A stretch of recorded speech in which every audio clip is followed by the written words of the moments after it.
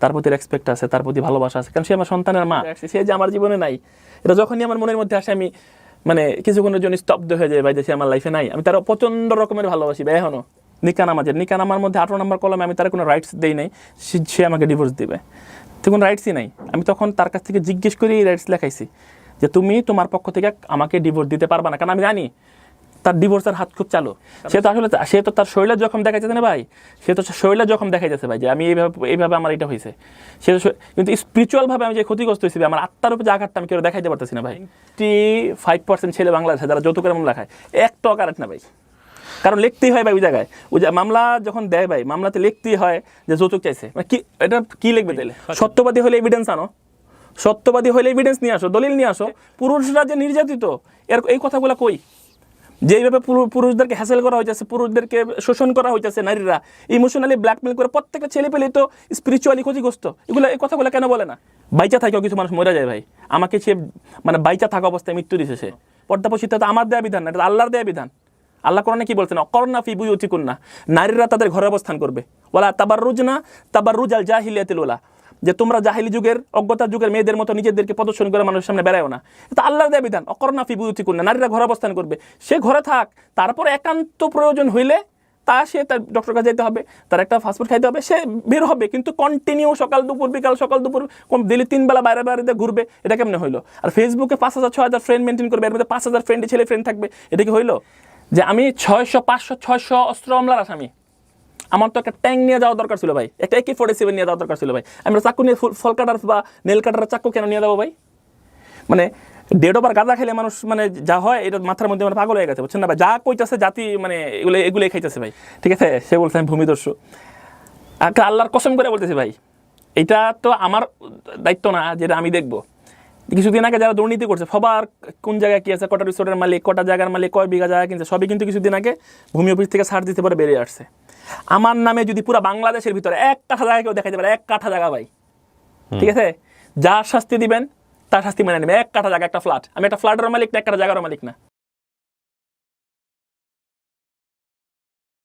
আসসালামু আলাইকুম প্রিয় দর্শক এবং শ্রোতা, আল্লাহ সর্ব অবস্থায় আমাদের সবার মঙ্গল করুন, সেই দোয়া এবং শুভকামনা জানিয়ে শুরু করছি। লাইফের 31 নম্বর এপিসোডটি প্রচার করা হয়েছিল আমাদের, আমি যখন রেকর্ড করছি সেই সময় থেকে মাত্র 2 দিন আগে। এটা ছিল হচ্ছে প্রিয়া তাসনিম বা রয়া তাসনিম, যিনি আমাদের এই স্টুডিওতে এসেছিলেন তার গল্পটা বলার জন্য, তার লাইফের গল্পটা বলবার জন্য।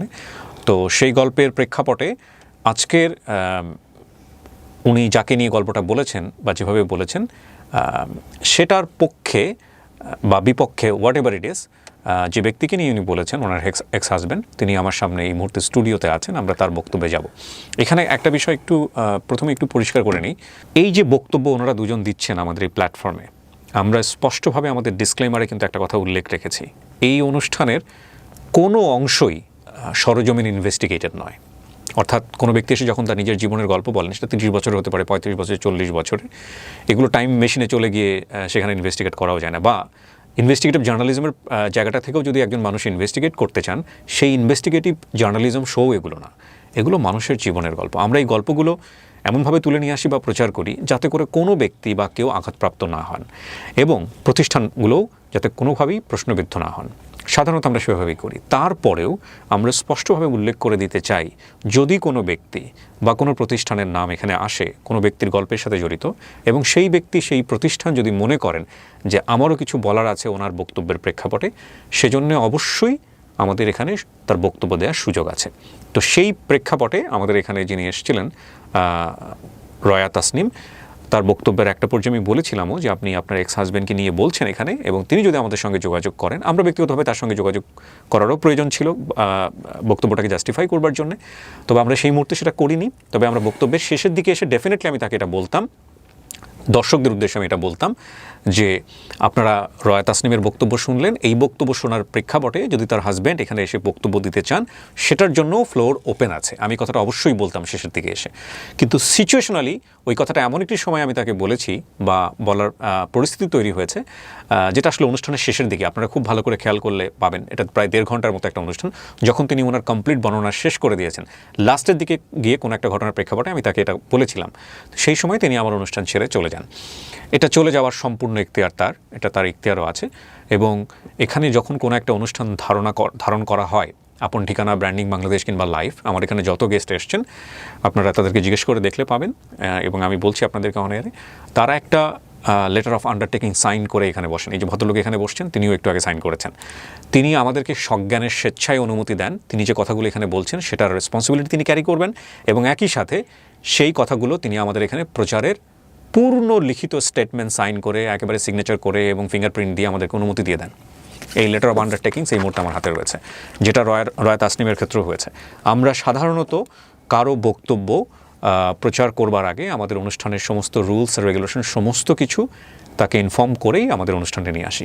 ভদ্রলোকের ক্ষেত্রেও সেটা হয়েছে, ওনার ক্ষেত্রেও আমরা সেটা করেছি, এবং উনি ওনার পুরো অনুষ্ঠানের বক্তব্য দেওয়ার প্রেক্ষাপটে শেষের দিকে এসে একটা বিষয়ে তার অবজেকশন ছিল, সেই অবজেকশনের প্রেক্ষাপটে তিনি অনুষ্ঠান ছেড়ে চলে যান।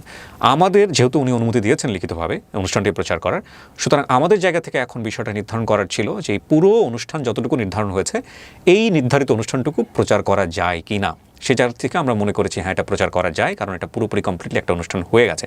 উনি একটা অনুষ্ঠানের একটা পর্যায়ে 5 মিনিট পরেও যদি ছেড়ে চলে যেতেন, এবং সেটা যদি আমাদের মনে হতো যে না এই 5 মিনিটও প্রচারযোগ্য, আমরা আমাদের জায়গা থেকে যদি মনে করতাম, যেহেতু উনি আমাদেরকে কনসেন্ট দিয়েছেন, আমরা সেটা প্রচার করতাম। আর আমাদের যেহেতু পুরোপুরি অনুষ্ঠানে পুরো বক্তব্যটুকুই আমাদের কাছে মনে হয়েছে এটা প্রচারযোগ্য, এবং উনি পুরো শুরু থেকে শেষ পর্যন্ত বলেছেন, সেই জায়গা থেকে আমাদের প্রচার করতে কোনো দ্বিধা নেই। আর চলে যাওয়ার ব্যাপারটা নিয়ে আসলে এখানে অনেক ধরনের মতামত তৈরি হচ্ছে, অনেক ধরনের আলোচনা সমালোচনা তৈরি হচ্ছে। আমি এখানে বলবো যেটা যেভাবে দেখছেন সেভাবে, তবে চলে যাওয়ার স্বাধীনতা আছে। এই ভদ্রলোক যিনি আজকে এখানে আমার সঙ্গে বসে আছেন, তিনিও যদি একটু পরে রাগ করে উঠে চলে যান, আমার কোনো আপত্তি নাই, দরজা খোলা থাকবে সবসময়। কিন্তু প্রশ্ন আমাকে করতেই হবে, এবং প্রশ্ন করাটা আমাদের দায়িত্ব। আমাদের যেহেতু ওনারা পাবলিকলি ফেস করেছেন, সুতরাং প্রশ্ন আমাদের করতেই হবে। আমি যদি ভুল না করে থাকি, আমি একটু ভূমিকাটা একটু বড় করেই দিচ্ছি, যে এই অনুষ্ঠানে ওনারাই আমার কাছে প্রথম আসেননি। আমি যদি ভুল না করে থাকি, আপনারা আমাকে সংশোধন করে দিতে পারেন। যেই ভদ্রমহিলা আমার এখানে এসেছিলেন, উইথ ডিউ রেসপেক্ট, তার প্রতি সম্মান রেখেই বলছি, আমি যতটুকু জানি, আমার ক্ষুদ্র জ্ঞান, আমি যদি ভুল না করে থাকি, উনি ওনার নিজ পেজ থেকে বা আইডি থেকেই প্রথম হলো একটি ছবি দিয়ে ওনার ব্যক্তিগত জীবনের একটা বিষয় শেয়ার করেন, আমি যদি ভুল না করে থাকি। তারপরে উনি ওনার এক্স হাজব্যান্ড যিনি বসে আছেন এখানে, তিনি ফেসবুকে লাইভে গিয়ে এটা খণ্ডন করার চেষ্টা করেন। আমি কি ভুল বলেছি? না, তার আগ পর্যন্ত বোধহয় কোনো মিডিয়া বা কেউ ওনাদেরকে পোক করেননি ওনাদের ব্যক্তিগত জীবন জানার জন্য। এবং তারপরে যেটা হয়েছে, সাইমultaneously অনেক বড় বড় মিডিয়া তাদেরকে কাভার করেছে। প্রথম আলো কাভার করেছে, ডেইলি স্টার কাভার করেছে, চ্যানেল আই কাভার করেছে, আর যে নীরব পর্যন্ত কাভার করেছে, ওনাদের দুজনকেই নিয়ে এসছে। ইত্তেফাকেও আমি ওনার বক্তব্য দেখলাম কিছুদিন আগে। সবার বক্তব্য সবার কিছু বলার পরে তারপরে রয় তাসনিম এখানে এসছেন। আমি নিজে থেকেই ওনাদের দুজনকে নিয়ে এসে বলিনি যে ভাই আপনাদের ব্যক্তিগত জীবনের গল্প বলেন। ওনারা বলেছেন, সেটা আওয়াজ তৈরি হয়েছে সোশ্যাল মিডিয়াতে, তারপরে ওনারা এখানে এসছেন। আমি বিশেষভাবে অনুরোধ করব যে আমরা জাজমেন্টাল হব না। উনি যেটা এখানে বলে যাচ্ছেন বা ওনার সাবেক স্ত্রী যেটা বলে গেছেন, সেটার পরিপ্রেক্ষিতে কে দোষী আমরা সেটা নির্ধারণ করব না।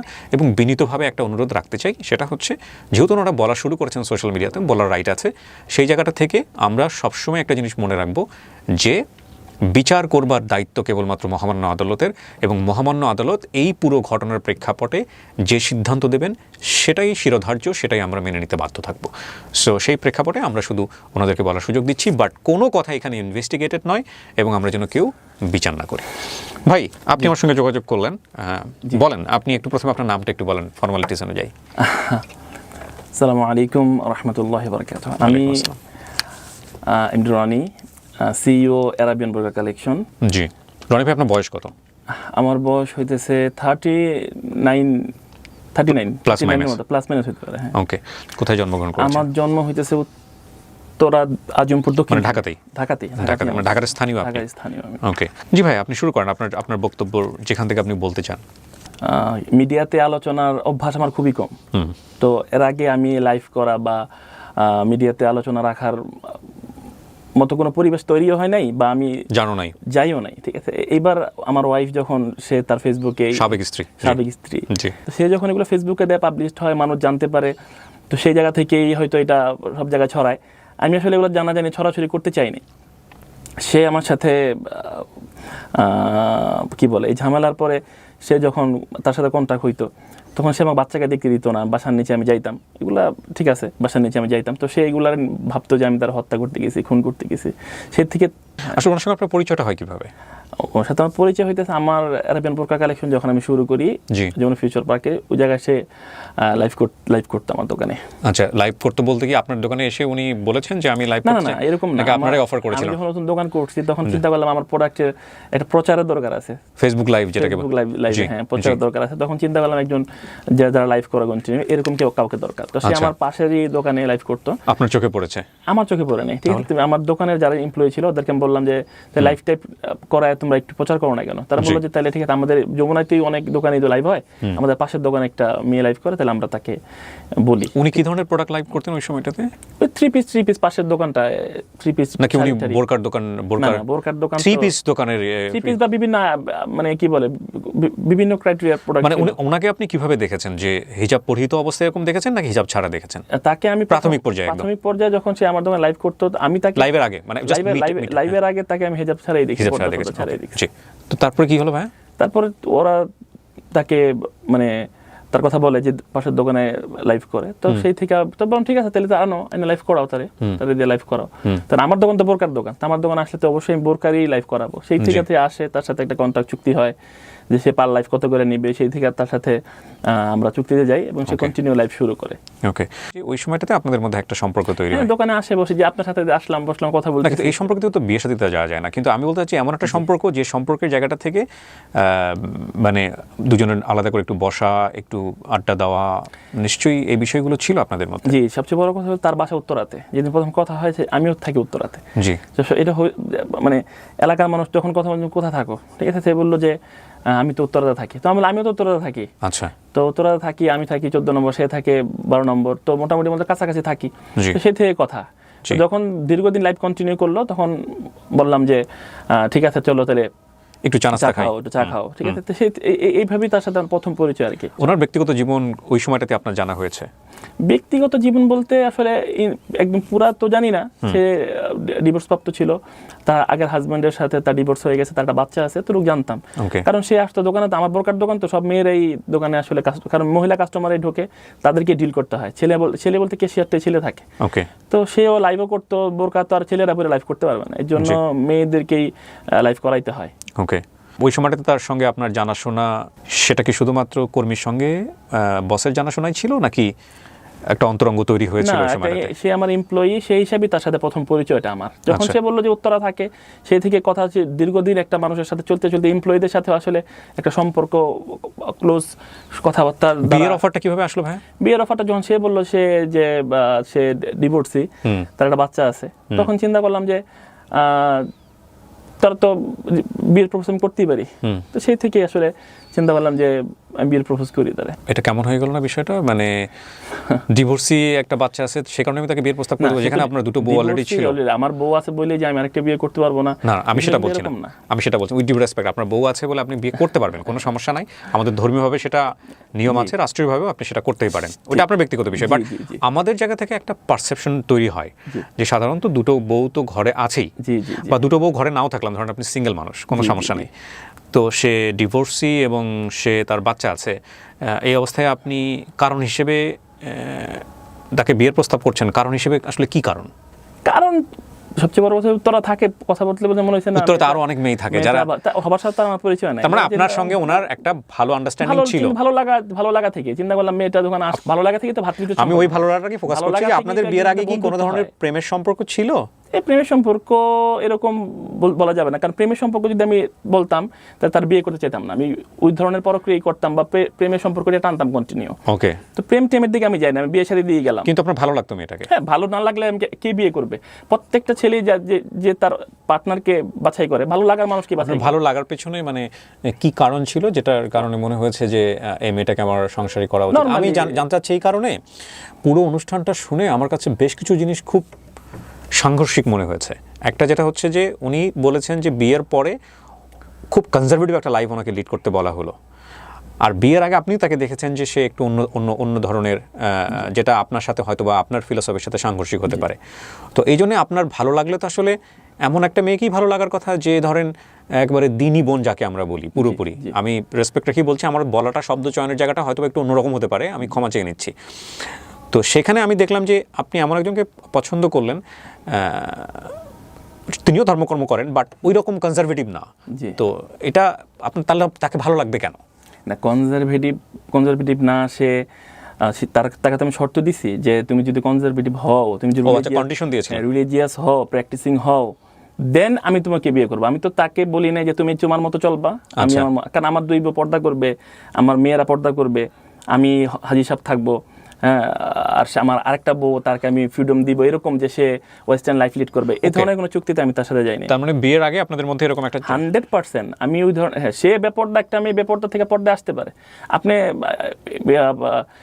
ইন্ডিয়াতে একটা জিনিস দেখবেন যে সানা খানকে বিয়ে করছে আনাস। হ্যাঁ, সানা খান একটা ইন্টারন্যাশনাল মানে মিডিয়া পার্সন, সে ঠিক আছে, একজন নায়িকা মডেল, তো তাকে বিয়ে করছে আপনার কি বলে আনাস, একজন মুফতি আনাস। হ্যাঁ, তো সানা খান তো বেপর্দা ছিল সবসময়, তারপরে কিন্তু সে পর্দা শুরু করে এবং ভালো পর্দা করে এখন, ঠিক আছে, আলহামদুলিল্লাহ। তাকে আলেম ওলামাকে কিন্তু তাকে নিয়ে মানে কোনো কমপ্লেন এবং ব্যঙ্গ করে না তাকে, কিছু মানুষ করে, সেটা ভিন্ন।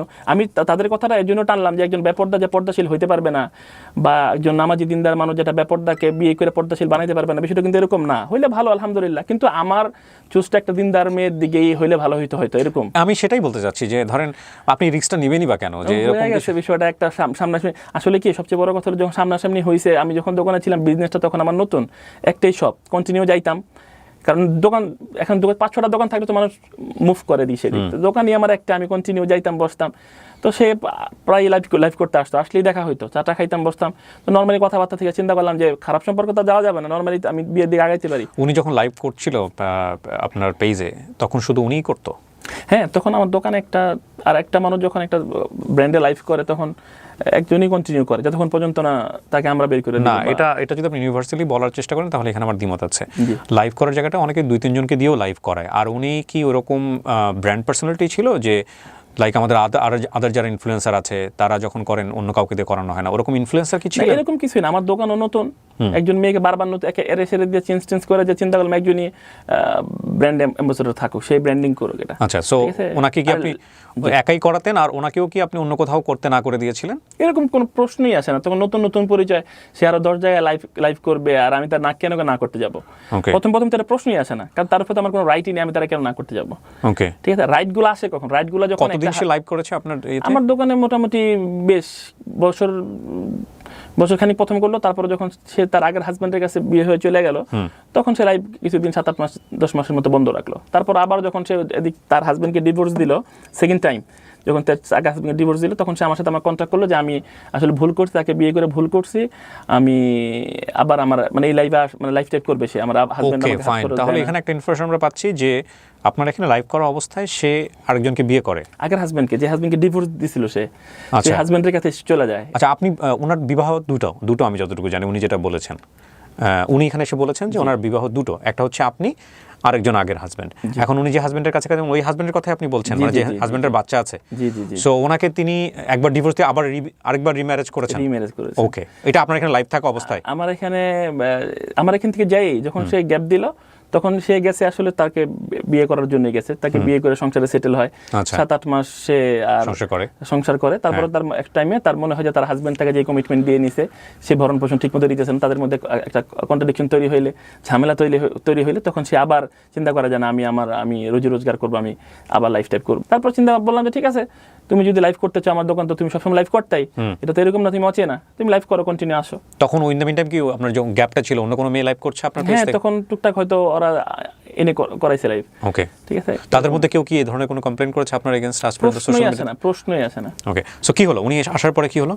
ও আসার পরে লাইভ করতো কন্টিনিউ, তো ও লাইভ করতো। এর মধ্যে ও বললো যে আগের হাজব্যান্ডের কমপ্লেনগুলো দিত, যে আমি ওকে বিশ্বাস করে গেছিলাম, ও আমাকে এটা দিবে সেটা দিবে, তো ও এগুলো কোনো কিছুর কমিটমেন্ট রাখতেছে না, ঠিক আছে।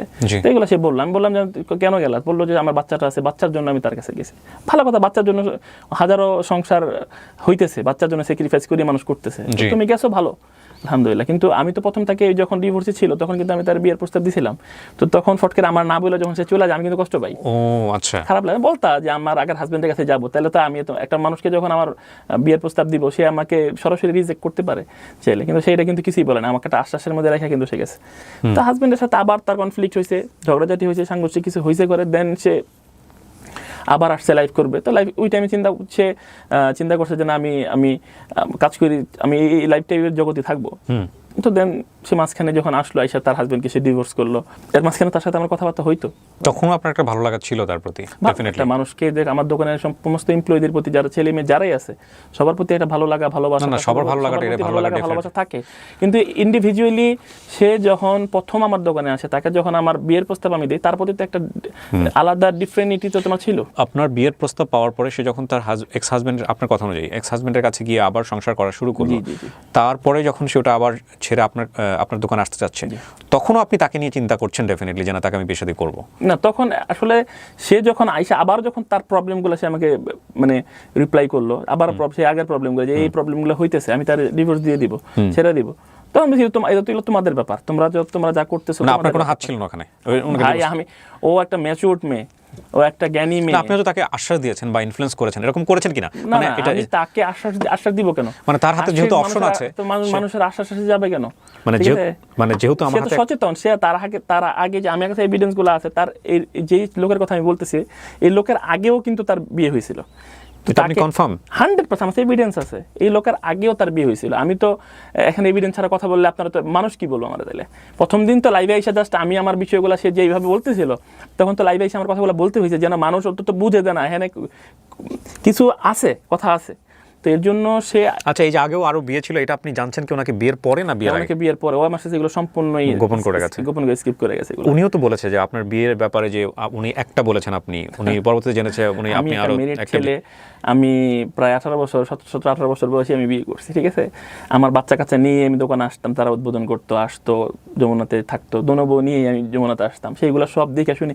এগুলোর অ্যাভেলেবেল ভিডিও আমার কাছে আছে, ও যদি চায় এগুলো আমি পাবলিশ করতে পারি, আপনাদেরকে দিতে পারি। ও দেখেই বিয়ে করছে। এখন আসলে মিডিয়ার সামনে কথা বলতে গেলে, নিজেকে বাঁচাইতে গেলে তো 2-4টা কথা সে এদিক সেদিক করে সে বলবে। এখন আমি আসলে তার প্রতি রেসপেক্ট এখনো আমার আছে, তার প্রতি রেসপেক্ট আছে, তার প্রতি ভালোবাসা আছে, কারণ সে আমার সন্তানের মা। কিন্তু এই যে পাবলিক জানলো বিষয়টা, ঠিক আছে, এর দ্বারা সে কি পাইলো? সে পাবলিকলি আমাকে হ্যারাস করলো, আমার বিজনেসের উপর একটা এফেক্ট পড়লো। এগুলাতে কিছু আসা যায় না, আলহামদুলিল্লাহ, আল্লাহ বরকত দিলে সবই ঠিক হয়ে যাবে। কিন্তু এগুলার দ্বারা মানুষ হাসানো তো উচিত ছিল না তার। সে পারিবারিক বিষয়গুলো পারিবারিকভাবে বিশ্বাস করতে পারতো। আমি কিন্তু লাস্টে তার উপরে যেই কথাগুলো বললাম, যে অভিযোগগুলো দিলাম, যে পরক্রিয়ার ব্যাপারটা, তার যদি এতই ওই হাজবেন্ড ভালো লাগে বা ভালো লাগতো, সে কিন্তু ওর সাথে কন্টিনিউ করতে পারতো। আমি কিন্তু জোর করে তারা নিয়ে আসিনি। এবং সে এখন যার সাথে আমি বললাম যে সে আবার তারা বিয়ে করবে, একটা ছেলের এসে 2বার ডিভোর্স দিয়ে 2বার বিয়ে করছে, এখন আবার তার কাছে যে তারা বিয়ে করবে, মানে 3বার ডিভোর্স দিয়ে 3বার তার কাছে যাবে, এইটা খুবই ন্যারো মাইন্ডের ব্যাপার ভাই, কথা বলছেন? আমি কখনোই কল্পনা করি নাই। আচ্ছা, আপনার কিছু বক্তব্য চলে আসতেছে যেটা মানুষকে বুঝতে হলে ওই ইত্তেফাকের ভিডিওটা দেখতে হবে। আমি একটু ধারাবাহিকভাবে যাই, আমি চাই যে কমপ্লিট মেসেজটা এখান থেকেই আসুক, কনফিউজ হয়ে যাবে অনেকে। তো এই বিয়ের ডিসিশনের ব্যাপারে আপনার যারা স্ত্রী ছিল তাদের সঙ্গে আপনার কথা হয়েছিল? না, আসলে অ্যাকচুয়ালি আমি কথা বলিনি তাদের সাথে। বিয়ে করার পরে আপনার আগের পরিবারকে জানবে কিনা, যেহেতু ছেলেমেয়েরা আছে তারাও একসময় জানবে, আমি তাদের কাছ থেকে আসলে তারা জানবে না এরকম, এগুলো গোপন রাখা যায় না আসলে, যে কয়দিন রাখা যায়। বিয়ে করার কিছুদিনের মধ্যে তারা যায় না যায়, তারা একটু কষ্ট পায়, তাদেরকে আমি ম্যানেজ করি। কিন্তু আমি তাদেরকে জানাই তার বিয়ে করিনি, যে বল আমি বিয়েতে যেতেছি, আমার সাজাই গোছায় দাও, বিষয়টা এরকম ছিল না। কিন্তু বিয়ে যেহেতু আমার জন্য বৈধ, আল্লাহ যেহেতু নির্দেশনা দিচ্ছেন, ছেলে চাইলে 4টা মধ্যে বিয়ে করতে পারে। হ্যাঁ, সেকুলার সমাজে হয়তো এটা খারাপভাবে দেখে, কিন্তু আলহামদুলিল্লাহ এগুলো কিন্তু ইসলামের যে যুগ ছিল, আমাদের সালাফরা কিন্তু এগুলাতে অভ্যস্ত ছিলেন, একের দিক বিয়ে করছেন। তাদের সময় জিনা ব্যভিচার কম ছিল, তাদের ওয়াইফ বেশি ছিল। আমাদের বর্তমান সেকুলার সমাজে কিন্তু জিনা ব্যভিচারই বেশি, তারা বিয়ে করতে চায় না। ফেসবুকে 2000-4000 ফ্রেন্ড মেনটেন করে তারা। আপনার কখনো মনে হয়নি যে আমি যে আরেকটা বিয়ে করব, আমার আগের ওয়াইফ যারা আছেন তারা যদি একটা কমপ্লেন করে, একটা আইনি ব্যবস্থা নেয়, সেটা আমার জন্য বিপজ্জনক হতে পারে? না, এরকম কিছু মনে হয় নাই, এবং তারা এই ধরনের কোনো স্টেপ নিবে না। কারণ আমি যদি বৈধ কিছু করি, কোরআন সুন্নাহ সম্মত কিছু করি, তারা আমার বিপক্ষে কখনো অ্যাকশনে যাবে না। এটা আপনার কনফিডেন্স ছিল? 100% আলহামদুলিল্লাহ, তারা প্র্যাকটিসিং, এবং এটা কষ্ট তারা পাইছে, এটা তো শিওর, বাট তারা কোনো অ্যাকশনে যাবে না, আলহামদুলিল্লাহ। আচ্ছা, সো রোয়া তাসনিমও এই ব্যাপারটাই মেনে নিয়েছিলেন? ডেফিনেটলি মেনে নিয়েছিলেন, কারণ আপনি তো তাদেরকে গোপন করেছেন, এটা আপনি তাকে বলেছেন, এবং রোয়া তাসনিম এখানেও বলেছে এই কথাটা, যে হ্যাঁ এটা গোপন ছিল এবং উনি কোনোভাবে ওটা ম্যানেজ করবেন, সেটা উনি এই জায়গাটাও বলেছিলেন। সো বিষয়টা আপনারা করলেন, করার পরে প্রাথমিকভাবে আপনাদের সংসার কেমন ছিল? আপনি নিশ্চয়ই পুরো ভিডিওটা দেখেছেন ওনার। জি, সো আপনি ধারাবাহিকভাবেই যেতে থাকেন। হ্যাঁ, প্রাথমিকভাবে তো সংসার, আমি তো তার বাসায় প্রথম তো তাকে বলি যে কন্ডিশন তাকে আমি দিয়ে বিয়ে করি, যে আমি যদি বিয়ে করি, আমার তো এখন 2টা সংসার আছে, তো তুমি তোমার বাসায় উঠে যাও, আমি যা খরচ লাগে তোমাদের বাসায় দিও, বাজার সদায় যা লাগে দিব, আমি তোমাদের বাসায় মাঝে মাঝে আসবো, ঠিক আছে? একটা টাইম পরে 2 বছর সময় দাও, আমি একটা বিজনেসটা আরো কন্টিনিউ করি, বিজনেসটা বড় করি, দেন আমি তোমাকে একটা আলাদা বাসা টাসা নিয়ে দিব না। তো সে তাদের বাসায় আসলে ওঠার কিছুদিন পরে তার মার সাথে তার একটা দ্বন্দ্ব হয়, ঝগড়া হয়, ভালোই ঝগড়া থাকে। এই মা মেয়ের ঝগড়া, এর মাঝখানে আমি পড়তে চাই না। আচ্ছা, তো সে একদিন রাগ করে কান্নাকাটি করে রাতে বলে যে আমি থাকবো না এই বাসায়, এই মহিলার সাথে আমি থাকবো না, আপনি আমাকে বাসা নিয়ে দেন। ও ওনার আম্মার সাথে ঝগড়া ছিল, তার ঝগড়া লাগে, বাসা নিয়ে দেন, আপনি আমার বউ, আপনার বউ আমি, ঠিক আছে? তো আপনার হাজবেন্ড, আমি আর কার কাছে বলবো? তো আপনার কাছে আমি আমার সমস্যার কথা বললাম, যদি আমারকে বাসা না নিয়ে দেন আমার 2 চোখ যেদিকে আমি চলে যাবো। তো তার আবেগের কথা বললো, কান্নাকাটি করলো। প্রথম রাতটা বুঝা রাখছিলাম, সেকেন্ড রাতে সেম কান্নাকাটি করলো। পরে ভাবলাম যে স্টুডেন্ট টুমোরও তো তার একটা বাসা নিয়ে দিতে হয়, দেন আমি তার একটা বাসা, ঠিক আছে তাহলে বাসা নাও। পরও খুঁজা 12 নম্বর সেক্টরি কাছাকাছিতে একটা বাসা ভাড়া নিল 4 তলায়। তো এটাতেই প্রথম বললো যে ঠিক আছে অ্যাডভান্সে টাকা দেন, টাকা দিলাম, যে ফার্নিচারের টাকা দেন, তো টাকা দিলাম, সেগুলো কিনে টিনে টুকটাক বাসা সাজাইছে, সব ছবি আছে, এগুলো সব ভিডিও টিডিও আমার কাছে আছে আলহামদুলিল্লাহ, যে আমার বাসা নিয়েছি, ও নিতেছে, অ্যাডভান্সের ডিটি সবই আছে আলহামদুলিল্লাহ। তো তাকে আমি একটা সুন্দর সংসার দিছি। বাচ্চা নিয়ে আপনাদের মধ্যে আন্ডারস্ট্যান্ডিংটা কি ছিল? বাচ্চা মানে তার আগের ঘরের যে বাচ্চাটা? বাচ্চা তার আগের ঘরের বাচ্চা দেখেই তো আমি তার বিয়ে করছি, এবং সেই বাচ্চা তো এরকম না যে আমার বাচ্চা 7-8টা বাচ্চা এগুলো তার কাছে থাকবে, এরকম না বিষয়টা। তাকে বিয়ে করছি, তার বাচ্চা আমার কাছে থাকবে, এবং তার বাচ্চা আমাকে বাবা বলে ডাকতো। তার বাচ্চা বলো কেন, আমারই বাচ্চার মতো, আমারই বাচ্চা, তা বাবা বলে ডাকতো। তাকে আমি প্রচণ্ড আদর করতাম, কখনো একটা ধমকও দিইনি। আল্লাহ তো দেখছেন আলহামদুলিল্লাহ, বাদাল মাউত তো আল্লাহ এগুলো বিচার করবেন। আজকে দুনিয়ার মানুষ বিচার করতেছে, দু একটা কমেন্টস টমেন্টস করতেছে, এগুলা কোনো এফেক্ট ব্যক্তি জীবনে মানুষের টুকটাক পড়লে ওগুলা একসময় ভুলে যায় মানুষ, কিন্তু আল্লাহ তো আল্লাহর খাতা থেকে কখনো এগুলো যাবে না। তার মেয়ের সাথে আমি কখনোই খারাপ বিহেভ করিনি, এবং তার বাচ্চাটার আমি ভালোবাসতাম, প্রচণ্ড ভালোবাসতাম, ভালো এখনও বাসি। বাচ্চা মানুষ, তার সাথে আমার কেন দ্বন্দ্ব হবে? সে আমার কাছে সর্বোচ্চ কী যাবে, একটা চিপস, একটা চকলেট, এই তো। তার সাথে আমার কোনো ব্যক্তিগত দ্বন্দ্ব নেই। আর আমি তার বাবার কাছে যাইতেও তারা কখনো না করিনি ভাই। তার বাবা রাইট আছে তার সন্তানকে দেখার, আমি সবসময় বলতাম যে তুমি তোমার বাচ্চাকে তার কাছে পাঠাও। তো সে যাবে, নিয়ে একসাথে ঘুরবে, এটা ভাই আমি টলারেট করিনি। কেন? কারণ আমার ওয়াইফ ডিভোর্সের হাজব্যান্ডের সাথে ঘুরবে, এটা আমি মানতে পারিনি। আর সবচেয়ে বড় কথা হলো, দেখেন ভাই একটা এক্সাম্পল দিই, ধরেন আমি আমার যেই ওয়াইফরা আছে, সেই ওয়াইফের মধ্যে থেকে কাউকে আমি আগে ডিভোর্স দিয়ে দিয়েছিলাম, ধরেন কাউকে ডিভোর্স দিয়ে দিয়েছিলাম, হ্যাঁ, সেই ঘরে আমার 2টা বাচ্চা আছে, এখন ডিভোর্সে আমার ওয়াইফ। তো ধরেন 5-6 মাস, ওকে বিয়ে করার 5-6 মাস পরে, 1 বছর পরে তার সাথে আমি বাচ্চার জন্য দেখা করতে যাই, সেই গিয়ে কখনো মেনে নিত যে আপনি তাকে ডিভোর্স দিয়ে দিয়েছেন, তার সাথে আপনি কেন দেখা করতে যান? এটা আপনি জানলেন কবে? জি, বিয়ের পরে যে উনি দেখা করতে যায় ওনার আগের হাজব্যান্ডের সঙ্গে? এটা আমি মিডিয়াতে এই পর্যন্ত একবারও বলি নাই। বিয়ের একদম পরপরই একদিন তার বাচ্চা রাতে বেলায় অসুস্থ হয়ে যায়, বমি করে। তো সকালেই সে আমাকে বলে, রাতেই বলে যে বমি করে, জ্বর আসছে। তো আমি সকাল ডক্টরসে নিয়ে যাবো। আমি বললাম ঠিক আছে, তাহলে বললো যে বিকাশে টাকা পাঠিয়ে দিন। আমি 2000 টাকা পাঠিয়ে দিয়েছি। তো সে রাতেই তার ওই লোককে মেসেজ সেন্ড করছে যে তার বাচ্চা অসুস্থ, সে মেডিকেলে নিয়ে যাবে। তো আমি বিষয়টা জানি না। সকালে যখন সে মেডিকেলে যায়, আমি তখন শুয়েছিলাম আমি। তো ওই জায়গায় নাকি ওই মেয়ের বাপ, যে তার আগের হাজব্যান্ড সহ, মানে তারা মেডিকেলে ডক্টর দেখায় বাচ্চাটাকে।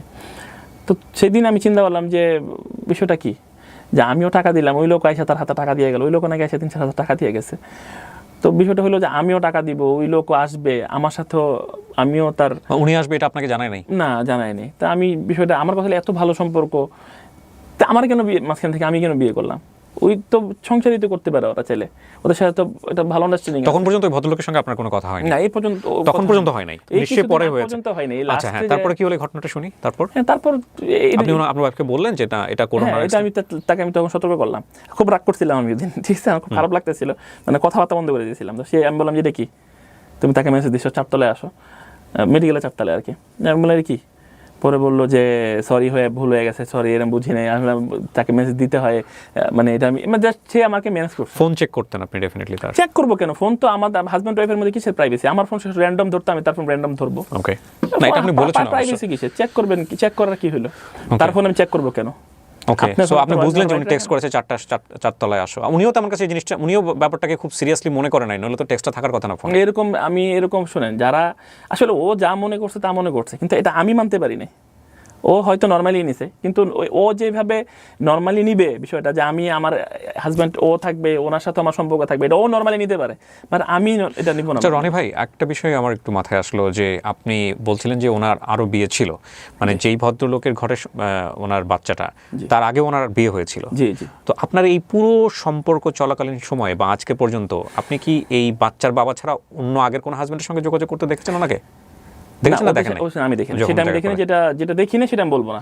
কিন্তু যখন সে বললো যে তার এই হাজবেন্ড ছাড়া তার কোনো হাজবেন্ড নাই, সবাই আমাকে চ্যালেঞ্জ ছুড়ে দিল, যদি আমি বের করতে পারি সে মিডিয়ার সামনে এসে ক্ষমা চাবে, মাপ চাবে এবং আমি ভুল বলতেছি, তখন আমার চিন্তা হলো আমি তো এভিডেন্স ছাড়া কথা বললে আমি তো প্রবলেম পড়ে যাব। তখন আমি সেই লোকের সাথে কন্ট্যাক্ট করি, ঠিক আছে, যোগাযোগ করার চেষ্টা করি। তখন সে আমার কাছে এভিডেন্সও আছে এবং সেই ইউএস প্রবাসী, নাম হইতেছে মোহাম্মদ নওশাদ হোসেন, ঠিক আছে।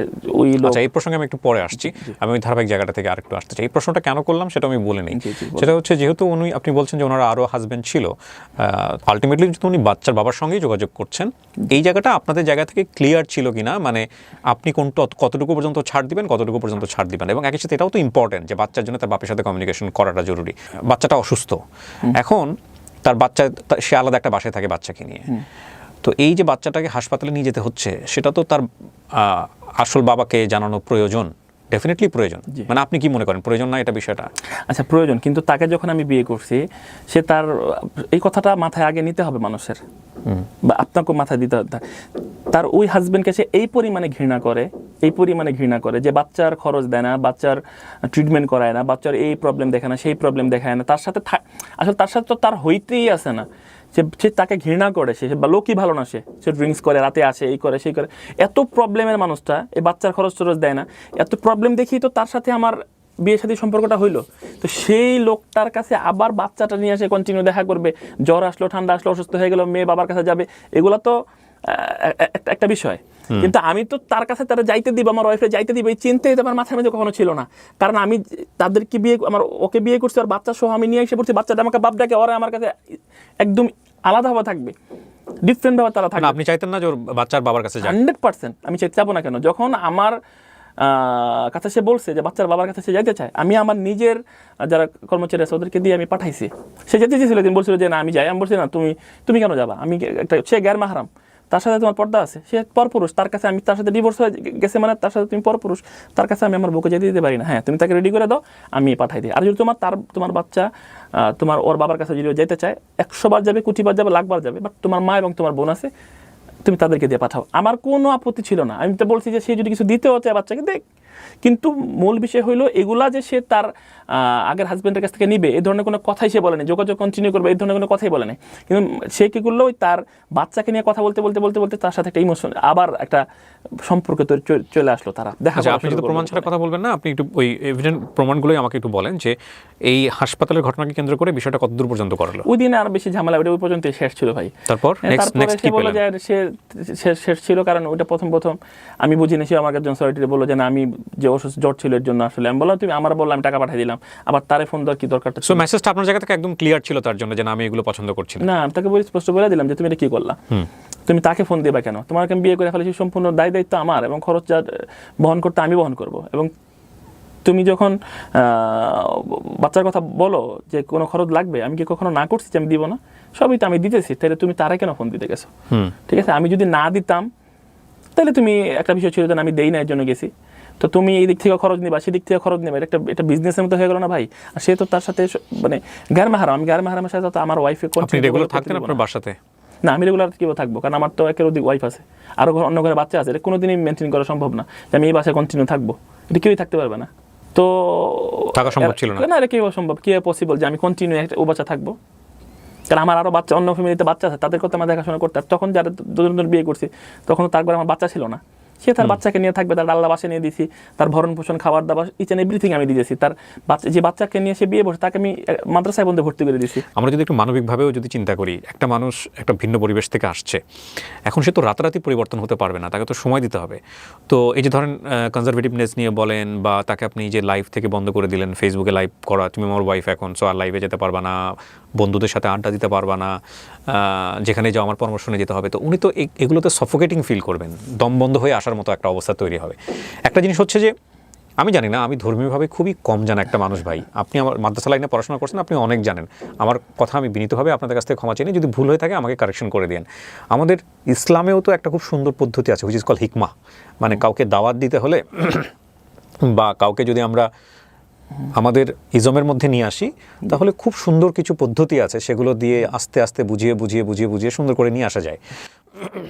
তো এটা এরকম হয়ে গেল কিনা আপনি জীবন আপনি ভালো জানেন, মানে যে খুব রাতারাতি আপনি তাকে চাপ দিয়ে ফেললেন, সবকিছু বন্ধ করে দিলেন, সে তো সফোকেটেড হয়ে যাবে। কোশ্চেন করেন ভাই, সমস্যা নাই। না ঠিক আছে, তো সেই জায়গা থেকে সে অনেক বেশি সফোকেটেড হয়ে যাবে কিনা, মানে যে ঠিক আছে একটা মানুষ আপনি তাকে দেখছেন একটা ডিফারেন্ট এনভায়রনমেন্টে, সে বড় হয়েছে, তার ছোটবেলা থেকেই চলা ছিল এরকম, এখন সেই মানুষটাকে আপনি এসে যদি রাতারাতি পরিবর্তন করে দিতে বলেন যে তুমি চোখ ছাড়া অন্য কিছু দেখাতে পারবে না বাইরে।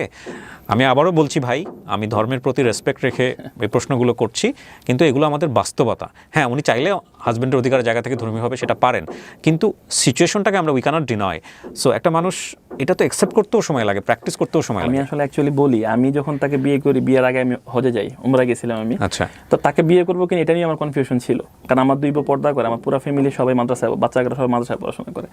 তা আমি জানি যে তাকে যদি আমি বিয়ে করি, সে যদি প্রপারলি পর্দা না করে, মানুষ আঙ্গুল উঠাবে আমার দিকে। কারণ টুকটাক মানুষের সাথে চলতে হয়, তার যাদের সাথে চলি টুকটাক আলেমুল আমাদের সাথে চলি, ভালো মানুষের সাথে চলার চেষ্টা করি। হ্যাঁ, আমার মধ্যেও অনেক ভুল ত্রুটি আছে, আমি যে গুনার সাথে বা আমার যে কোনো ভুল না এরকম না, গুনার নিষ্পাপ মানুষ নাই পৃথিবীতে। নবী সাল্লাল্লাহু বলছেন যে কুল্লু বানি আদম খাত্তাউন, প্রত্যেক বনি আদমই ভুল করে, প্রত্যেক বনি আদম ভুল করে, আদম সন্তান ভুল করবে। আমাদের আদি পিতা আদম আলাইহিস সালাম ছিলেন, উনি ভুল করছেন, আল্লাহর নির্দেশ ভুলে গেছিলেন। তো মূল বিষয়, আমি তারই তো সন্তান, ভুল আমার হইতেই পারে। তো আমি যখন মদিনাতে যাই, হজ শেষ করে যখন মদিনাতে যাই, তখন তার সাথে আমার কথায় ফোন দেয় আমারে। তো তার সাথে বিয়ের কমিটমেন্ট ছিল তখন, যে আমি হজ থেকে আইসা সিদ্ধান্ত নিব।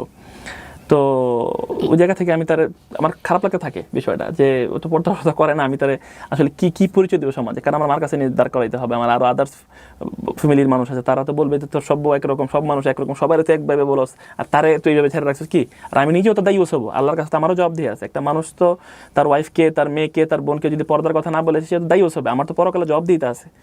দুনিয়াতে হয়তো আমাকে 2-1 মানুষ বললে আমি স্কিপ করে গেলাম, বাট মৃত্যুর পরে তো আমি পারি না বিষয়টা, আল্লাহর সামনে পারবো না, কেউই পারবে না আল্লাহর সামনে যে কথা বলতে। তো ওই দিক থেকে আমি তারা কোশ্চেন করি যে দেখো, আমার তোমার সাথে আমার যায় না, তোমার সাথে আসলে আমার যায় না। তো সে আসলে ওই দিক থেকে যখন তার হাজব্যান্ডকে ডিভোর্স করে দ্বিতীয়বার ডিভোর্স করে, তখন সে আসলে চিন্তা করে যে উনি ছাড়া আমার লাইফে আসলে বিকল্প সে চিন্তাই করতে পারে না, যে উনি আমাকে বিয়ে করতে চাইছে। আমি আসলে যেহেতু ওনাকে পছন্দ করি, বা উনি যেহেতু ভালো লাগা থেকে আমাকে এই কথাটা বলছে, তো দুজনের মধ্যে যেহেতু একটা ভালো লাগার সম্পর্ক আছে, তো খারাপ কি আমি তাকে বিয়ে করি। সেদিক থেকে বলছে যে না, আপনি যদি আপনি হাজি মানুষ, আপনি হজ করতেছেন, আমি কি চাবো আপনি ছোট হন মানুষের কাছে। হ্যাঁ, যদি আপনার ওয়াইফ খুব জোর করেছেন কিনা, খুব প্রেসার দিয়েছেন কিনা, আমি একটু বলি। তখন সে বলে যে আমি পর্দা করব, আমি হেজাব কিনছি, ওলনা ঠোনলা মিলে কিনে নিয়ে আসি, আপনি হজ থেকে আসলে আমি সারপ্রাইজ দিতাম।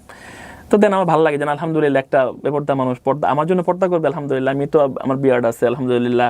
আমি 5 ওয়াক্ত সালাত আদায় করি, আলহামদুলিল্লাহ আলহামদুলিল্লাহ। ভুল ত্রুটি তো মানুষের আছেই ভাই।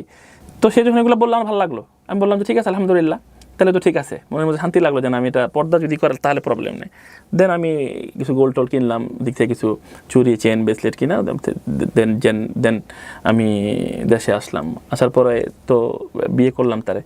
তো বিয়ে করার পর সেও কিন্তু আসলে এটা স্বীকার করছে, আপনার প্রোগ্রামে স্বীকার করছে যে আস্তে আস্তে আস্তে আস্তে সে আমার প্রতি চাপটা ক্রিয়েট করে। আচ্ছা, সে চাপ হিসেবে নিচে বইলা, সে চাপ হিসেবে নিচে এটারে, আমি আসলে চাপ গলায় চিপ দিয়ে বলছি বিষয়টা এরকম না। আমি যখন হাজব্যান্ড হয়েছি, আমি কিছু ইসলামিক শরিয়ার কিছু রুলস রেগুলেশন তার উপরে ইমপ্লিমেন্ট করার চেষ্টা করবে, এটাই স্বাভাবিক। আপনি যখন বাবা হবেন, আপনি আপনার বাচ্চাকে একটা ফ্রেমের মধ্যে আনতে চাবেন। এগুলো আপনাদের বিয়ের আগে ডিসকাশন ছিল? না, এত লম্বা ডিসকাশন সে তার সাথে আমার হয় নাই, এত লম্বা ডিসকাশন হয় নাই।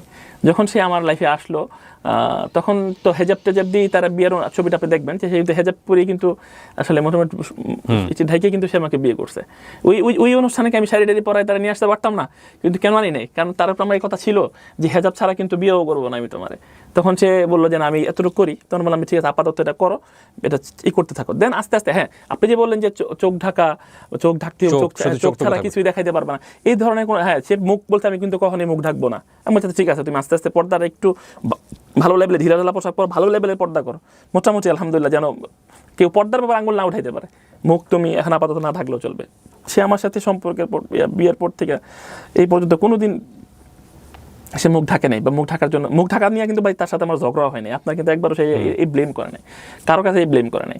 হ্যাঁ, তাকে আমি পর্দাপোষিতার ব্যাপারে সবসময় নির্দেশনা দিতাম, কারণ কোরআন কি বলছে? কোরআন বলছে কু আনফুসাকুম, তুমি তোমাকে বাঁচাও, আহলিকুম, তোমার পরিবারকে বাঁচাও।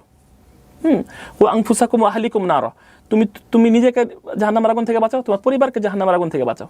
তা আমি আমার পরিবারের প্রতি আমার কেয়ার থাকবে, এটাই তো স্বাভাবিক। তো এখন আমি যদি তারে মানে নির্দেশনা না দিই, পর্দার নির্দেশনা না দিই, তো আল্লাহ আমাকে পানিশমেন্ট দিবেন, আমাকে দায়ী ওসি হিসাবে গণ্য করবেন হাসরের ময়দানে। আমার ব্যাপারটা তো মানে সেই চাপ দেওয়াটা কত মানে এক্সট্রিম ছিল, মানে আমি এক্সট্রিম বলবো কিনা জানি না, মানে সেই চাপ দেওয়াটার লেভেল কতটুকু ছিল, লাইক তার জন্য কি আপনি কখনো তার গায়ে হাত তুলতেন? না, প্রশ্নই আসে না। আমি তার গায়ে আসলে আমরা দুজন সংসার করছি, আমরা একটা ছাদের নিচে ছিলাম, আমরা এক ঘরে ছিলাম। আমি তাকে মারছি কি মারি নাই, আমি তাকে টর্চার করছি কি করিনি, এটা একমাত্র আল্লাহ ছাড়া কেউই দেখেনি ভাই। এখন সে এসে বলবে আমাকে টর্চার করছে, আমি বলবো করি নাই, এটা আসলে একটা তর্ক বিতর্কের মতো হয়ে যায় বিষয়টা। আমি আসলে কখনো করি নাই, তাকে টর্চার করি না, সেও নিজেও জানে, আল্লাহ জানে আমি তাকে কখনো টর্চার করি নাই। এই ব্যাপারে আমি কোনো এভিডেন্স দিতে পারবো না, যেহেতু কোনো সিসি ক্যামেরা ফুটেজ নাই, ঠিক আছে, যে আমি তাকে কোনো মারিনি, কিন্তু আমি তাকে মারি নাই কখনো। পর্দার জন্য আসলে দিনের প্রচার তো জোর করা হয় না ভাই, ঠিক আছে, দিনের প্রচারটা বা দিন কেউ ইমপ্লিমেন্ট করলে জোর করা হয় না। এটা যে খুব হাইপ, যে কথাটা বলে হিকমা, উইজডমের সাথে যে মানুষকে বুঝাইতে বিষয়টা কিন্তু আমি জানি।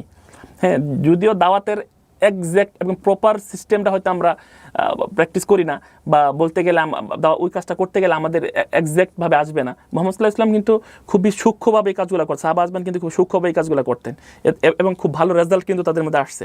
আমরা তাদের ফলোয়ার হিসাবে, মোহাম্মদ সাল্লাল্লাহু আলাইহি ওয়াসাল্লাম যেহেতু আমাদের আইডল আইকন, মোহাম্মদ সাল্লাল্লাহু আলাইহি ওয়াসাল্লামের সাধারণ উম্মত হিসাবে আমি কিন্তু টুকটাক যে আমার ফ্যামিলি থেকে দাওয়াতের যে ব্যাপারটা, যে মানুষকে, আমার ফ্যামিলির মানুষকে নামাজি বানানো, তাদেরকে একটু পর্দাশীল বানানো, এতটুক আমি যদি করি, এর মধ্যে আমার টুকটাক ভুল থাকতে পারে, কিন্তু এটা আমি সবসময় বলে গেছি সবাইকে।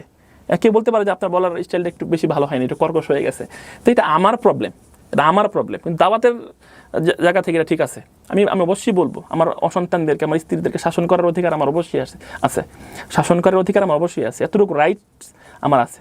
তো আমি হাজব্যান্ড, কারণ কোরআন বলছে আর রিজালু কাওয়ামুনা আলান নিসা, আমি পুরুষদেরকে নারীদের উপর কর্তৃত্ব দিছি, কারণ আমি উপার্জন করি, আমি কষ্ট করি পরিবারের জন্য, আমাকে ইসলাম রাইট দিছে। হ্যাঁ, মারার রাইট দেয়, তাকে মারবো, পিটাইবো, তার উপর কোনো কিছু চাপাই দিব, বিষয় এরকম না, কিন্তু তার উপর আমি কর্তৃত্ব করবো। ঘরের যারা আছে, হ্যাঁ, ঘরের যারা আছে তাদের উপর আমি কর্তৃত্ব করবো, কারণ আমি একজন দায়িত্বশীল। কুল্লুকুম রাঈন ও কুল্লুকুম মাসউলুন আন রাইয়াতিহি, প্রত্যেকে দায়িত্বশীল, প্রত্যেকে তার দায়িত্ব সম্পর্কে কিন্তু আল্লাহ জিজ্ঞেস করবেন হাশরের ময়দানে। আমি যদি তাদের উপরে দায়িত্ব পালন না করি, আমি কিন্তু জিজ্ঞাসিত হব আল্লাহর কাছে। তো এতটুকু যদি না করি, আমার কবরে কেউ যাবে না ভাই, আমার কবরে কেউ যাবে না। সে আমাকে দেখেই বিয়ে করছে, আমার বিয়ার্ড দেখে বিয়ে করছে, সে আমি 5 ওয়াক্ত নামাজ পড়ে দেখেই বিয়ে করছে, এবং কোরআন সুন্নাহর একটা বেসিক আমার মধ্যে টুকটা যাই। আলহামদুলিল্লাহ, আমি খুবই সাধারণ একজন মানুষ, আমি স্টুডেন্ট থেকেও স্টুডেন্ট, তো যতটুকু পড়াশোনা টুকটাক করছি আলহামদুলিল্লাহ। আমি কখনোই ওই জায়গা থেকে চাবো না কোনোদিন আমার ওয়াইফ ব্যাপারটা থাকুক, বা আমি ওই ধরনের চাপ তার উপরে ক্রিয়েট করবো না, যে যেটা ইসলামে আপনি দৃষ্টান্ত হিসেবে আনতে পারবেন না, যে এই ধরনের চাপ কি ইসলাম আপনাকে দিতে বলছে কিনা। তো এইরকম এক পরিস্থিতি কেন তৈরি হলো, মানে লম্বা একটা সেপারেশনে চলে যেতে হলো? লম্বা সেপারেশন তো সেই গেছে, আসলে লম্বা সেপারেশন হাজব্যান্ড ওয়াইফের মধ্যে ঝগড়া হইতে পারে ভাই, ঝগড়া হয়, মিল মোহাম্মত হয় ভাই। সে মনে করছে যে সেপারেশন থাকা দরকার, সে মনে করছে যে আমি লাইফটা যে প্রথম কোশ্চেন দম বন্ধ করা অবস্থা আমি নিতে পারতেছি না। এখন সে সেকুলারিজম যদি প্র্যাকটিস করে, আমি তো তার সাথে থাকতে পারবো না, বা সে আমার সাথে থাকতে পারবে না। কারণ ভাই, একটা ট্রাকের মধ্যে যদি একটা ট্রাকের চাকা লাগান, একটা রিক্সার চাকা লাগান, দুইটা একসাথে চলতে পারে না ভাই। আপনার জায়গা থেকেও তো গিভ আপ করাটা উচিত ছিল, যদি একটা মানুষ আপনার সঙ্গে থাকতে নাই পারে। মানে আপনি যে ইতে বলছেন সেটাতে আমিও বলছি, যখন আপনি বুঝতেই পারছেন যে সেও তো আপনার সাথে স্টে করবে না, সে পারতেছে না, তখন আপনিও তো এক ধরনের হাল ছেড়ে দেওয়া উচিত, নইলে তো সেটা সাফোকেটিং একটা এনভায়রনমেন্ট। হাল ছেড়ে দেওয়া, আমি একটা বলি, কিছু কিছু জায়গায় গিভ আপ করা উচিত, কিছু কিছু জায়গায়। একটা আমাকে খুব ভালো একজন পরামর্শ দিয়েছিলেন যে দড়ি টানতেছি আমি, কিন্তু সেই দড়িটা এমন হয়ে যাচ্ছে যে আমি ছাড়তেইছি না, কিন্তু দড়ি যদি আমি না আছি, দড়ি মাঝখান থেকে ছিঁড়ে যাবে। তো এখন যে কোনো এক পক্ষকে দড়িটা ছেড়ে দিতে হবে, দড়িটাকে যদি আমি সেভ করতে চাই। সো আপনি যখন বুঝেই গেছেন যে না, এটা হচ্ছে না, নাকি আপনি আরো চেষ্টা করতে চাইছিলেন? আমি বুঝেই যাই নাই যে আমার তাকে ছেড়ে দেওয়া উচিত। আমি আমার বাচ্চার মাসে একটা বাচ্চা হয়ে গেছে, সংসারটা ভেঙে যাবে কোনোদিন ভাই। আমার সংসার কি ভাঙার জন্য, আমি এখন সংসার ভাঙা অবস্থা না ভাই। আমার যারা ওয়াইফ আগে ছিল তারা সবাই আছে। আপনার কখনো ডিভোর্স হয় না? আমি কখনো কেউ ডিভোর্স দেই নাই ভাই। ডিভোর্সের কাগজে কোনো সিগনেচারই করিনি ভাই। যা করতে বিয়ে করছি, আমি চাইছি যেহেতু তাকে আমি বিয়ে করে ফেলাইছি, সমাজে সবাই যাই না গেছে, স্বীকৃতিপ্রাপ্ত বউ, তো সমাজের মধ্যে তার একটা পরিচয় হয়ে গেছে, একটা বাচ্চা হয়ে গেছে। সেই জায়গায় সে কখনো আমার থাকবে না। আমি এখনও যদি আমি শুয়ে যে ঘুমাই, আজকে সকালে যে আমি ঘুমের থেকে উঠে আসছি, সে যে আমার জীবনে নাই, এটা যখনই আমার মনের মধ্যে আসে, আমি মানে কিছুক্ষণের জন্য স্তব্ধ হয়ে যায় ভাই, যে সে আমার লাইফে নাই। আমি তার প্রচন্ড রকমের ভালোবাসি ভাই এখনো। হয়তো কোনোদিন সে আমার থাকবে না, হয়তো। এই ভালোবাসার মধ্যে কি খুব বেশি পজেসিভনেস ছিল? আমি জানি না, মানে এরকম কি হলো যে এই ভালোবাসা আমাকে যে কোনো ভাবে, যে কোনো মূল্য পেতেই হবে? না, এরকম আমি জোরাজোরি করি, বা জোর করে ভালোবাসা হয় না। জোর করে যেরকম ইসলাম প্রচার করা হয় না, জোর করে ভালোবাসা হয় না ভাই। ভালোবাসাটা হইতে হাজবেন্ডরা আল্লাহর পক্ষ থেকে, এটা মানে কোরআন সরাসরি বলে দিয়েছেন যে এটা ভালোবাসাটা আল্লাহ, এটা মাওয়াদ্দাত ওয়া রাহমা, এটা আল্লাহর পক্ষ থেকেই আল্লাহ মানুষের হাজব্যান্ড ওয়াইফের প্রতি এই প্রীতি ভালোবাসা আল্লাহ সৃষ্টি করেন। এটা যখনই তাদের বৈধ সম্পর্কে তারা আবদ্ধ হয়ে যায়, মাওয়াদ্দাত ওয়া রাহমা, এটা আল্লাহ তৈরি করে দেন। এটা এখন যেটা আমার মধ্যে আছে এটা আল্লাহ তৈরি করে দিয়েছেন ভাই। যেহেতু বিয়ে করছি তারা, সে আমার ওয়াইফ, এটা আলহামদুলিল্লাহ আল্লাহর পক্ষ থেকেই। কি হলো মানে আপনারা সেপারেশনে যখন গেলেন, সেপারেশনে যাওয়ার পরে আলটিমেটলি আপনি বাসায় যেতেন না একদমই? আমি কিছুদিন রাগ করেছিলাম তার সাথে, কারণ সে তার ওই যে আগের হাজব্যান্ডের সাথে সে গেল। যে কি নিয়ে ধরা পড়লো, কি নিয়ে ধরা পড়াটা আসলে সে তার বাচ্চাটাকে করে ওই আমি যে মাদ্রাসাটায় ভর্তি করি, আর রুহ ইন্টারন্যাশনাল স্কুল, এটা ইংলিশ মিডিয়াম সাথে আরবিকও আছে, তো সেটাতে সে তাকে ভর্তি করি। তো আমি সব খরচ টরচ একদম স্কুল ড্রেস তার থেকে নিয়ে সবকিছু ভাইজান তার আমি করে দিই কিন্তু। তো সে দীর্ঘ 7-8 মাস পড়াশোনা করে, এরপর ফট করে ইচ্ছা আগের হাজব্যান্ডের সাথে কন্ট্যাক্ট করে সে মেয়েটাকে ওই মানে স্কুলে টিপিএসসি স্টেশনে ভর্তি, ইংলিশ মিডিয়াম ভর্তি করবে। ও পরামর্শ না করেই আগের হাজব্যান্ডের সাথে পরামর্শ করে একটা স্কুলে ভর্তি করে। আমি একটা হাজব্যান্ড আমার সাথে উইদাউট পারমিশন, উইদাউট পরামর্শ ভাই, সে তার বাচ্চাটাকে ওই মাদ্রাসা থেকে বের করে দিয়ে, বাচ্চাটা আসতো ঘরে, আসতো বলতো বাবা আমি জালিফ বা শিখাইতো, বলতো বাবা এটা আমাকে শিখাই দাও। মানে আগের স্কুলে আপনি ভর্তি করে দিয়েছিলেন মাদ্রাসাতে, সেখান থেকে বের করে নিয়ে উনি ওনার আগের হাজবেন্ডের সাথে কমিউনিকেট করে ওনাকে অন্য একটা স্কুলে ভর্তি করে দেন, ইংলিশ মিডিয়াম স্কুলে ভর্তি করে দেন। ইংলিশ মিডিয়াম স্কুলে ভর্তি। উনি কি চেয়েছিল যে মেয়েটা ইংলিশ মিডিয়াম স্কুলে পড়াশোনা করুক আগে থেকেই, আগের মেয়েটা? না না, আপনি চেয়েছিলেন মাদ্রাসায় পড়ুক, উনি চেয়েছিল ইংলিশ মিডিয়ামে পড়ুক, এরকম হয়েছিল? মাদ্রাসায় আমার যে ওয়াইফ, হ্যাঁ আপনার ও নিজেই চাইছে যে যেহেতু আমি হাজি মানুষ, ও পর্দা টর্দা করে আলহামদুলিল্লাহ, তো এই হজ থেকে আসার পরে চিন্তা করছে আমরা যেহেতু প্র্যাকটিসিং হবো, তাহলে আমাদের বাচ্চা মাদ্রাসায় পড়ুক। ওই নিজে থেকেই নিয়ে উইলিংলি ওই জায়গায় কিন্তু ফর্ম, আমি ওই কাগজটা আমার কাছে আছে, আমি ছেলে আপনাকে দেখাইতে পারি, যে ওই জায়গায় কিন্তু আমি বাবা এবং ও মা হিসেবে সাইন করে দিয়েই কিন্তু বাচ্চাটা ওই জায়গায় ভর্তি হয়। কিন্তু এই 7-8 মাস পড়াশোনা করে কিন্তু তারপরে নিয়ে এসে যে একটা ইংলিশ মিডিয়াম স্কুলে ভর্তি করলো, এটা আপনাকে জানা নেই? এটা আমাকে জানাই নেই। এবং তারা যে ওই জায়গায় আপনার গার্জিয়ান হিসেবে যে গেল তারা প্যারেন্টস মিটিং এ, এটাও জানা নেই? এটাও আমার জানা নেই। এবং আমার তো খুবই খারাপ লাগছে যে আমার বউ, ঠিক আছে বাচ্চা, আমি বাবা ডাকতেছে, সে তার প্রতি একটা ফিলিংস তৈরি হইতেছে আমার ঘরে, আমি পড়াশোনা, সেই বাচ্চারা সে দোয়া টোয়া বলে, খাবার দোয়া বলে, হ্যাঁ, তো আমার ভালো লাগে দোয়াগুলো। আমি যখন শুনি তার মুখে বারবার বলতে থাকে, মাদ্রাসা থেকে পড়াই দেয়, সে ঘুরঘুর করা এগুলো বলতে থাকে, আলিফ বা তাসা বলতে থাকে, বিভিন্ন কথা আমার ভালো লাগতে থাকে আলহামদুলিল্লাহ। এর মাঝখানে মেয়েটাকে নিয়ে আসে ইংলিশ মিডিয়াম স্কুলে ভর্তি করলে, এখন জিজ্ঞেস করলে বলে প্যারেন্টস মিটিংয়ে যাই। হ্যাঁ, আমি বললাম, তারপরও আমি কিন্তু লোকের সাথে আপনার কথা হলো কিভাবে? এই যে যেদিন আমি তারা হাতে নাতে ধরলাম, কিভাবে ধরলাম? হাতে নাতে ধরলাম বলতে তারা একদিন এই যে এই ঝামেলার পর, ঠিক আছে, ফট করে একদিন দেখলাম তারা আপনার, এর মধ্যে আমি অনেকবারই তাদেরকে দেখছি, ঠিক আছে, তাদের কথা শুনছি, তারা বের হয়ে যাচ্ছে এবং দেখছি ভিডিও ফুটেজ সব আমার কাছে এগুলো আছে।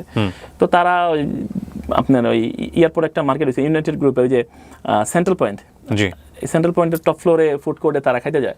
এটা আপনি নিউজ পান কিভাবে? এটা আমার লোক ছিল, কারণ আমার তো প্রুফ লাগবে, কারণ সংসার তো এটা আমার বউ বাচ্চারা ছাড়া রাখবো নাকি? আপনাদেরকে সন্দেহ করতেন? না, সন্দেহ অবশ্যই করতাম না, সন্দেহ সৃষ্টি সেই করছে। আচ্ছা, আমি আমার ওয়াইফ বা আমার পরিবারের প্রতি চেক কেয়ার থাকবে না, তাদের প্রতি আমার লোকজন, যে তারা কি করতেছে, বাসায় কোনো সমস্যা হইলো কিনা, এই লোকজন থাকবে। সে যদি আমাকে অনুমতি ছাড়া আমার সাথে বের হয়ে যায়, যদি অন্য কেউ সাথে মেলামেশা করে বা অন্য কেউ সাথে কথা বলে, এই ধরনের নিউজ আমার মানে লোকজনের কাছ থেকে আমার সাথে আসতেই পারে।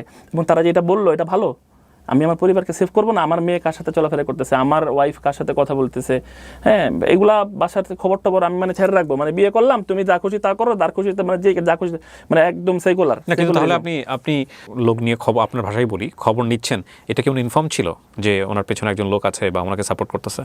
না হলে তো এটা এক ধরনের স্পাইং হয়ে যায়।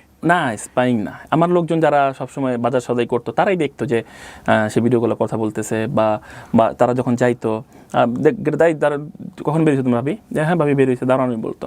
তো বাসায় দারোয়ান তো আমি স্পাইছি, দারোয়ান তো থাকি সব বাসায়, আপনি দারোয়ানের কাছ থেকে অনেক নিউজই নেন। ওই সংবাদটা কোথা থেকে পেলেন একটু আমাকে বলেন, যে উনি রেস্টুরেন্টে খাচ্ছে? যে রেস্টুরেন্টে যখন দেখলাম তারা প্যারেন্টস মিটিং এর কথা বলে প্রায় বেড়ে যায়, ধানমন্ডি যায়, এখানে যায় সেখানে যায়, তখন চিন্তা করলাম যে একদিন হাতে নাতে আমার ধরতে হবে, কারণ সে তো তাহলে বলবে যে আমি যাই না।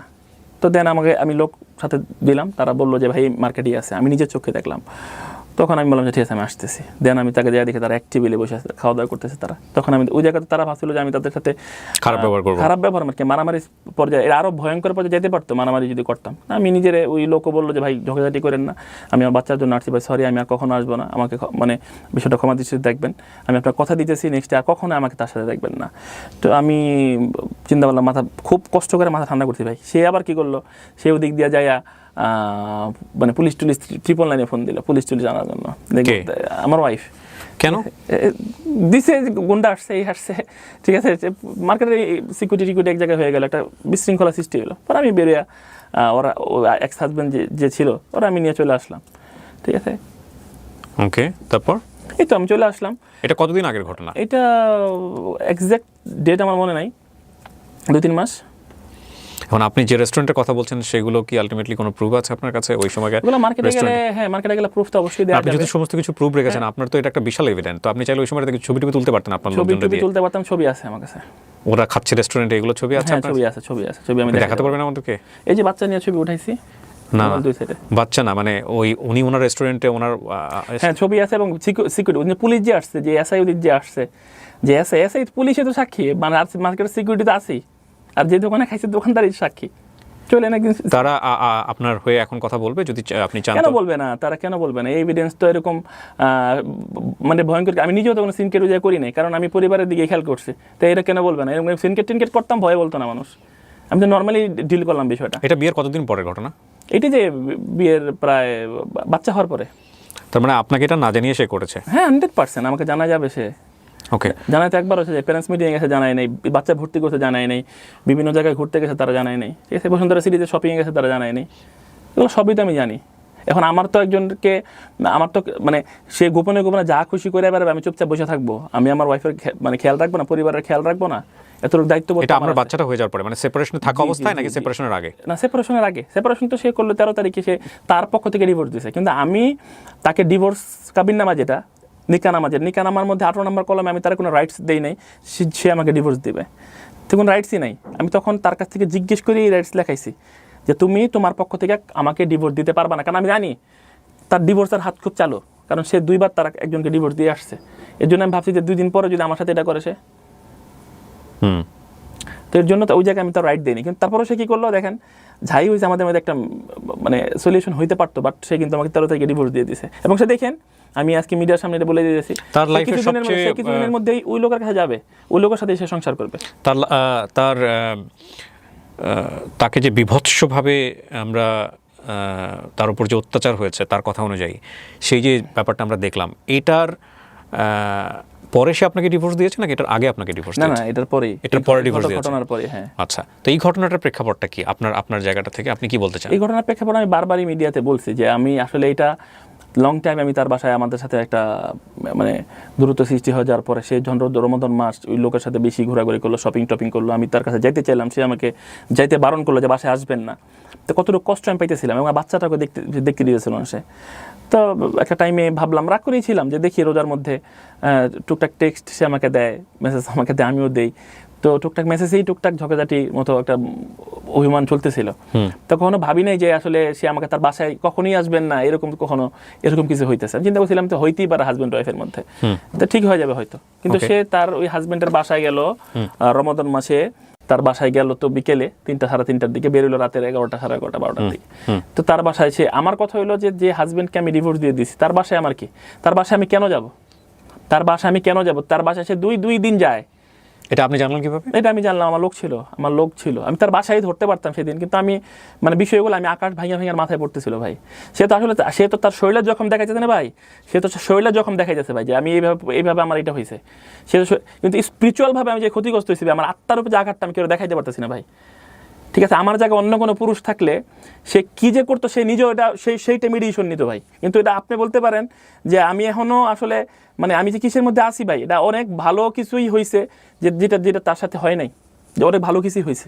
মানে আপনি বলতে চাচ্ছেন যে সে যে ফেসে যেগুলো হয়েছে সেগুলো ঠিকই আছে না? এটা মানে সেটা ঠিক আছে না, সেটা অ্যাক্সিডেন্ট, কিন্তু অনেক ভালো কিছুই হয়েছে। অনেক জায়গায় অনেক খারাপ কিছু হয়ে যায় এর থেকে, অনেক হাজব্যান্ডরা সহ্য করতে না পারে, অনেক বড় কিছু করে ফেলায়। তা আমি তারা কিছুই করি নেই, তারপরেও আমি মানে কমপ্লেনের মধ্যে পড়লাম। কি করলেন? আপনি বাসায় গেলেন? তারপরে বাসায় গেলাম, কারণ একদম 28 দিন দেখলাম যে তারা মানে গাড়ি দিয়ে শপিং করে যখন তারা আসলো, আমি দারুণকে জিজ্ঞেস করলাম, লোকও ছিল আমার, তারা শপিং একসাথে গাড়ি দিয়ে একসাথে শপিং করে সকালে বেরিয়েছে, সারাদিন মার্কেটিংয়ের ব্যাগ টেক নিয়ে বাসায় আসলো। আমি তখন আর মানতে পারি নাই, ঠিক আছে, যে না আর সম্ভব না, আমি চাইলে যাই বাসায়। তার আমি জিজ্ঞেস করবো যে সে কেন। তার মানে আপনি দারোয়ানদের কাছ থেকে নিয়মিত খোঁজ খবর নিতেন? দারোয়ান ছাড়াও আমার লোক ছিল, যা কারণ উত্তরের ছিল তো, আমি দোকান টোকানের লোকজন ছিল, এদেরকে জিজ্ঞেস করে আপনি খোঁজ খবর নিতেন আর কি, স্পাইং খোঁজ খবর অবশ্যই, স্পাই অবশ্যই না, স্পাইগিরি বলে। আর সে তো আমাকে না জেনে তার সাথে ঘুরতেই আছে, এই খবরটা আমি জানার জন্য একটা লোক থাকতেই পারে। ওকে, তা আপনি তারপর কি করলেন বাসায় গিয়ে? তারপর বাসায় যাওয়ার পর আমি ঘটনা অনেকবারই বলছি মিডিয়াতে, বাসায় যাওয়ার পরে যখন আমি ঘর ঢোকার পরে তার ফোনটা যখন আমি হাতে নিলাম, নিতে নিলাম, তখন সেটাকে মানে নিয়ে গেল জোর করে, হাতে জোর করে নিয়ে গেল। তো সে যখন ধমকের দৃষ্টিতে আমাদেরকে কি হয়েছে বলে আসতে নিল, তখন মানে আমাদের খারাপ লাগতেছিল। এটা বলে সে আমাকে একটা মানে ধাক্কার মতো দিতে যায়। তো মানে জিনিসটা মানে এত খারাপ লাগতে থাকে যে কি হয়ে গেল 1-1.5 মাসের মধ্যে ওই লোকটার সাথে ঘুরা ফিরা, মানে মাথাটা এইভাবেই নষ্ট করছে তারা। এত ভালোবাসা, এত প্রেম, তাহলে আমার বিয়ে করার কি দরকার ছিল? মানুষ ঝগড়াঝাটি লেগে 6 মাসও কথা বলে না, 6 মাসও ঝগড়া। ওনার ওয়াইফ ছিল না যে না, হাজবেন্ড? ও বিয়ে করে নাই তখন পর্যন্ত। উনি বিয়ে করে নাই? না, তখন বিয়ে করে। উনি কি এখন বিয়ে করেছে? এখন বিয়ে করছে কিনা জানি না। এখন তো বিয়ে করলে ওরে করবে বা ওর সাথে সংসার করবে এরকম, নাহলে ওর সাথে ঘোরাফেরা করলো, বা এখন তো সে যেহেতু আমাকে ডিভোর্স দিয়ে দিছে। আবার দেখেন, আমি যে কথাটা চেঞ্জ করলাম, যে দেখেন কিছুদিন পরে ওরা একসাথে ঘুরবে, একসাথে তার সংসার করবে তারা। না, সেটা আপনাকে ডিভোর্স দিয়ে সে বাংলাদেশের অনুযায়ী তাকে বিয়ে করতেই পারে, সেটা অন্য হিসাব। 100 বার করুক এটা, কিন্তু 100 বার না করুক, 100 বার করুক, কিন্তু সে আমার সাথে ছলনাটা কেন করলো? এই প্রতারণাটা কেন আমার সাথে ছলনা করলো? করেছে কি করেনি সেটা তো আলটিমেটলি আমরা জাস্টিফাই করতে পারবো না, সেটা আপনার বক্তব্য, আপনি বলতে পারছেন, সমস্যা নাই, আপনি বলেন। কিন্তু আপনার সাথে আমার একমত পোষণ করার কোনো রাইট নাই। আমি একমত পোষণ কারোর সাথে একমত পোষণ ভুল বলি, আপনি এটা সাংঘর্ষিকভাবে নিয়ে নিন। আমি শুধু জানতে চাচ্ছি যে ওই দিন যাওয়ার পরে আপনি তার সাথে রাগারাগি করলেন, কিন্তু রাগারাগিটা এই পর্যায়ে কেন গেল যে তার চেহারা, তার শরীরে এই অবস্থায় চলে গেল? না, সেটা তো সে পয়রা যায় ব্যথা পাইছে, আমি তো বলছি বারবার। পরে যে কি ভাই এটা এরকম হয়? পয়রা যায় আমার মরেও যেতে পারে ভাই, পয়রা যায় আরো বড় বড় অ্যাক্সিডেন্ট হয় ভাই। পয়রা যাওয়া মানেই যে কিছুই হবে না, পয়রা যাওয়া মানে যে শুধু নরমাল ছিলা যাবে, এটা পয়রা যায় মানুষ মরেও যায় ভাই। পরে যাওয়াটা কি রকম ছিল বলেন তো? পয়রা যাওয়াটা, আমি তাকে যখন আমার ধাক্কা মারতে আসে, হ্যাঁ, মোবাইলটা নিয়ে এই সিনকেটটা মানে তখন তাকে আমি একটা থাপ্পড় দিয়ে যাই। থাপ্পড়টা ভালো করে তার গায়ে লাগে না, ঠিক আছে, থাপ্পড়টা তখন সে সইরা যেতেই না, একটা বক্স খাট আমাদের ঘরে বক্স খাটের নিচে গ্যাপটা যে থাকে, গ্যাপটার মধ্যে পা বাজা যায়। তো যখন পা বাজা যায় তখন সে ঘুইরা ওদিকে পরে, একটা টুলের মতো থাকে, এই টুলটা সে ধরে এইভাবে। ভারী মানুষ তো, ভারী ওয়েটই ভাই। তো স্লিপ করে যখন পরে আপনার টুলের পায়ের মধ্যে কাছের মতো থাকে, এগুলো ভাঙা সেকেন্ডের মধ্যে, মুহূর্তের মধ্যে তার ছেঁচা খায়। টাইলস তখন শক্ত জায়গা, বাড়ি খাওয়ার সাথে সাথে ফাইটা কাইটা যায় বিষয়টা। আমি তারা ধরতে যাই কিন্তু সাথে কিন্তু সে সাথে বলে যে ডাকাত বলে চিল্লাতে থাকে, চিল্লে বারান্দার দিকে ছুটে যায়। তুমি চিন্তা করলাম যে ডাকাত বলে সে চিল্লে যাচ্ছে, মানুষজন যদি জড়ো হয়ে যায় এই জায়গার মধ্যে একটা অন্য কিছু হয়ে যাবে। পরে আমি বেরিয়ে চলে আসি এই জায়গা থেকে। আর ওই যে আলামিন ইউনুসের কথা যে বলছে, যে আলামিন গুন্ডা, ইউনুস গুন্ডা নিয়ে গিয়েছিল। জি, আমি আপনাকে মনে করাই দিয়েছি ভাই, এগুলো আপনি আমার কোশ্চেন করতেন। আলামিন গুন্ডা, ইউনুস গুন্ডা, এগুলো কর্মচারী ভাই, এগুলো কর্মচারী। ওদেরকে নিয়ে যেতেন আপনি বাসায়? না, ওগুলো তো কর্মচারী, কাজ করে, এগুলো বাজার সদায় দিয়ে যাইতো। এবং এগুলা কি, এই মেসেজ আমার কাছে আছে, সে কম্বল চাইছিল তাদের কাছে, কারণ আমি উইন্টারের পরে এই কম্বলগুলো আমি ড্রাই ওয়াশ করতে দিয়েছিলাম দোকানে। তো বারবার ফোন দিয়েছিল, ভাই কম্বল হয়ে গেছে, নিয়ে দেন। তো ওই দিন বললাম যে ঈদ এসে পড়ছে, তো কই নিয়ে আসতে ঈদের আগে, আর ঈদের আগে ওরা দোকান বন্ধ করে দিবে, মানে ওদের বিলটা ওরা চেতেছিল বারবার। তো আমি বললাম তো নিয়ে আয়। তো ওরা কম্বল নিয়ে আসে, পরে কম্বল তো বড় বড় জিনিস, এগুলো দুইজনই লাগবে, মানে একজনে দুইটা ধরতে পারবো। ওরা কম্বল নিয়ে ঢুকছে আমার সাথে। তো এইটারই বলছে, আমি আলামিন গুন্ডাকে নিয়ে গেছি, ইউনুস গুন্ডাকে নিয়ে গেছি। এগুলো আসলে মিডিয়ার সামনে পাবলিশ করতেছে যেন মানুষ আমাকে মানে খারাপভাবে, মানে সে তো হ্যারাস করছে, মানুষ আমাকে হ্যারাস করে। আবার আমার বিজনেসে যে ক্ষতি করছে, সে লেখছে অ্যারাবিয়ান প্রো কালেকশন। আর অ্যারাবিয়ান প্রো কালেকশন তোর কি করছে? অ্যারাবিয়ান প্রো কালেকশন তো ভাই তুই নিজেও চাকরি করে খাইছস, ওই জায়গায় তো তোর নিজেরও দিবস ইনকাম হয়েছে ভাই। এটা তো সম্মান করা উচিত, তোর হাজব্যান্ডের প্রতিষ্ঠান, এই বাচ্চার, এটা দিয়ে তো বাচ্চার দুধও কিনছি আমি। তোর মেডিকেল বিল, তুই যে মেডিকেলে গেলি, ও মেডিকেলে তো আলহামদুলিল্লাহ যে 1.5 লাখ 2 লাখ টাকা বিল আসলো, তো আমি আলহামদুলিল্লাহ বিজনেস থেকেই দিছি। নাহলে তুই ক্রিসেন্টে তোর হইলো, আলহামদুলিল্লাহ। তো বোঝা উচিত যে এই ব্যবসা প্রতিষ্ঠানটার সাথে আরও 4-500 মানুষ জড়িত, এটাকে কেন কুলুষিত করতে যাস? ব্যবসা প্রতিষ্ঠান তো তোর কোনো ক্ষতি করে না, যে ব্যক্তিকে দোষ দেয়। আমি যদি কোনো অন্যায় করে থাকি সেটা আমাকে ব্লেম করবে, সেটা সে ব্যবসার দিকে নিয়ে গেছে। চিন্তা করছে যে ব্যবসায়িকভাবে যারা ক্ষতিগ্রস্ত করতে পারি, তাহলে মানুষের আসলে ব্যবসা বাণিজ্য তো অনেক মায়ার থাকে, অনেক শ্রম দিয়ে মানুষ এটা দাঁড় করায়। তো সে চিন্তা করছে যে এটা থেকে যৌতুক চেয়েছিলেন 30 লাখ টাকার মতো। 30 লাখ বলতেছেন আপনি ভাই, 20 লাখ কিন্তু মামলার মধ্যে লেখা ভাই। 20 লাখ মানে মামলার মধ্যে 20 লাখ লেখা। আচ্ছা, যাই হোক, 20 থেকে 30 লাখ বলেছে, কাছাকাছি অ্যামাউন্ট। হ্যাঁ, বলেন কি হয়েছে বলেন তো। না, এটা নিয়ে আপনার বক্তব্য আছে নাকি? এটা একদম 95% ছেলে বাংলাদেশে যারা যৌতুকের মামলা খায়, একটা কারেক্ট না ভাই। কারণ লিখতেই হয় ভাই ওই জায়গায়, ওই যে মামলা যখন দেয় ভাই, মামলাতে লিখতেই হয় যে যৌতুক চাইছে, মানে কি, এটা কি লিখবে তাইলে? নারী নির্যাতন মামলা নিয়ে বলতে গেলে আসলে এটা একটা আলাদা সাইড আছে। সো এটা আপনার জায়গা থেকে মূল্যায়ন না করে আপনি বরং আপনার ক্ষেত্রে কি হয়েছে সেটা নিয়ে আমার বলুন। ক্ষেত্রে সে লিখছে, আমি মূল্যায়ন করতেছি না, কিন্তু মামলাটা তো আমি খাইছি ভাই, এখন আমার মূল্যায়ন করতে হবে বেটারে ভাই, কারণ আমি তো এই মামলার ভিতরে আপনি কে- চেয়েছিলেন কি তার কাছ থেকে যৌতুক? না, প্রশ্নই আসে না, আমি তার কাছে টাকা চাবো। সে কিন্তু প্রথম লাইভে এসে বলছে খুবই পাওয়ারফুল মানুষ, খুবই টাকা পয়সা বিত্তশীল মানুষ, তাই এত টাকা পয়সা বিত্তশীল মানুষ তোর মতো মানুষের কাছে কেন 20-30 লাখ টাকা চাবে? আপনার প্রপার্টির অ্যাসেট কি, প্রপার্টির যদি একটা অ্যাসেট ভ্যালু আমি দাঁড় করাই, যাই হোক, আপনার অ্যারাবিয়ান বোরকা হাউস এখন এটা কত টাকা এক্সাক্ট সম্পত্তি আমি এটা কত টাকা সম্পত্তি আমি এক্সাক্ট বলতে পারবো না। আনুমানিক? আপনার এখানে কত কর্মচারী আছে? আমার এখানে কত 300-400 300-400 কর্মচারী শুধু এই বোরকায় সেল করে? আরো বেশি। এটা যদি আপনি জয়েন করতে যান, যে যেদিক থেকে প্রোডাক্ট আনি, যারা টুকটাক কাজ করে, তাহলে আরো বেশি হতে পারে। তাহলে এটা অ্যাসেট ভ্যালু কত, মানে Exact 100 কোটি টাকার উপরে হবে? না না না, আমি এক্সাক্ট বলতে পারবো না এটা। 300-400 কর্মচারী রেগুলার কাজ করে এখানে? এইগুলো যেহেতু ফ্যাক্টরি আছে ছোট, ওকে, আপনার স্যালারি দিতে হয় কত প্রতি মাসে আনুমানিক? স্যালারি কত দিতে হয়? 8-10 লাখ। 8-10 লাখ টাকা।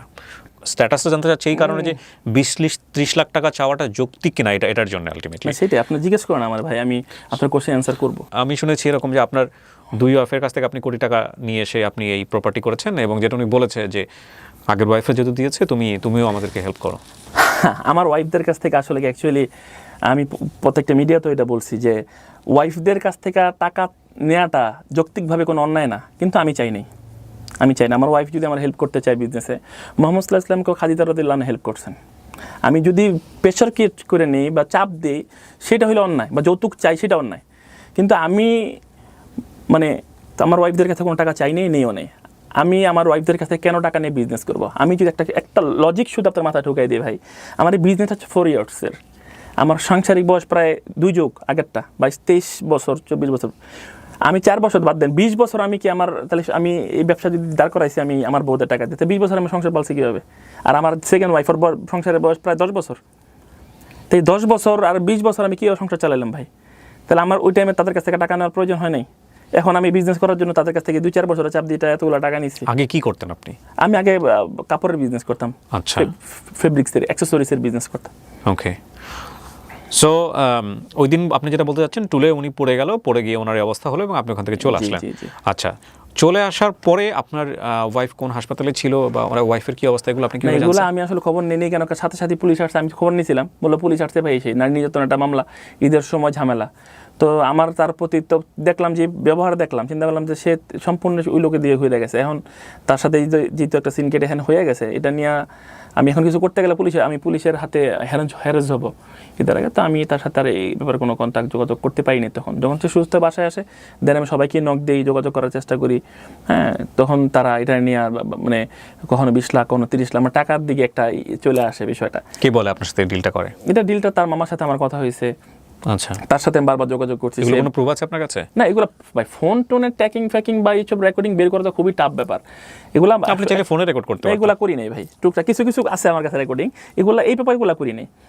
যে হ্যাঁ, এই ব্যাপারগুলো করি নাই। কেন করি নাই? কারণ তখন তো মাত্র এই ঝামেলাটা হয়েছে, তখন তারা মানে তারা চেয়েছিল যে রিপোর্ট দিয়ে দিবে, কাবিনের টাকা দিয়ে দাও, মেডিকেলের কস্ট দাও, এটা যৌক্তিকভাবে তারা চাইতে পারে। আমিও তো আসলে বিষয়টা যখন বুঝে উঠতেছিলাম না, কিন্তু পরবর্তীতে যখন দেখলাম যে না, একবারই ছেলে চলে যাবে, মানে টাকা পয়সা নিয়েই যাবে, হ্যাঁ, বিষয়টা আমার কাছে ভালো লাগতেছিল না। আমার সব ফার্নিচার তারা নিয়ে বাসা ছেড়ে দিছে, এবং এখন তো টাকা পয়সা তারা র্যান্ডম চাইতেছে।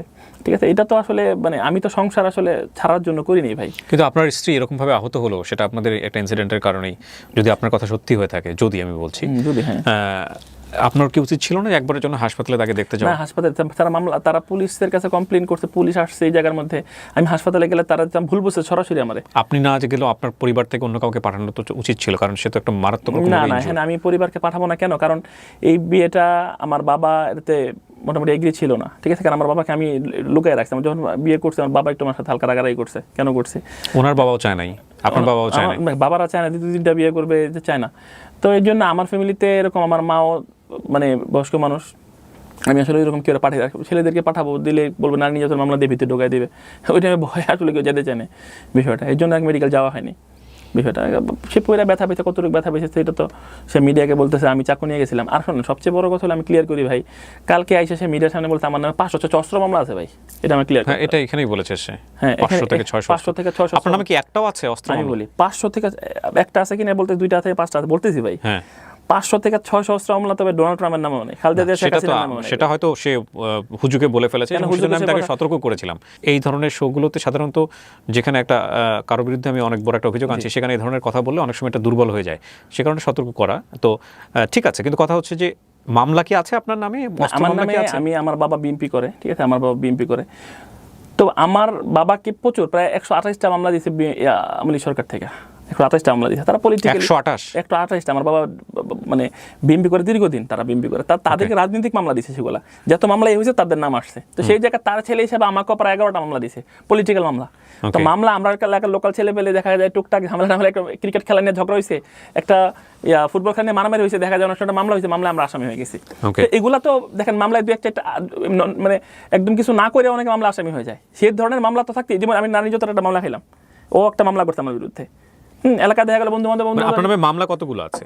আমি এক্সাক্ট 11টা, আরো একটা করছে 12টা, এগুলা নিয়ে এরকম 11টা মামলা হচ্ছে পলিটিক্যাল মামলা। এগুলো আমার আব্বার সাথে আমাকে দেওয়া হয়েছে, মানে জড়িত ভরাই দেওয়া হয়। মানে এগুলো দেখেন প্রত্যেকটা মামলা কিন্তু শেষ হয়ে যাবে, কারণ এগুলো সত্যতা মানুষ জানে। আওয়ামী লীগ গভর্নমেন্ট চলে গেছে মানে এই মামলাগুলো যে মিথ্যা হবে। বিএনপি, আওয়ামী লীগের মানে ছাত্রলীগের সাবেক সভাপতি, সাধারণ সম্পাদক ছিলেন বোধহয় ঢাকা বিশ্ববিদ্যালয়ের, ওনার ছবিও উনি দিয়েছেন। মানে রাজনীতির সাথে সম্পৃক্ততা ছিল আপনার, বা আপনি ওনাদের হয়ে কাজ করতেন, এরকম কথা বলছেন।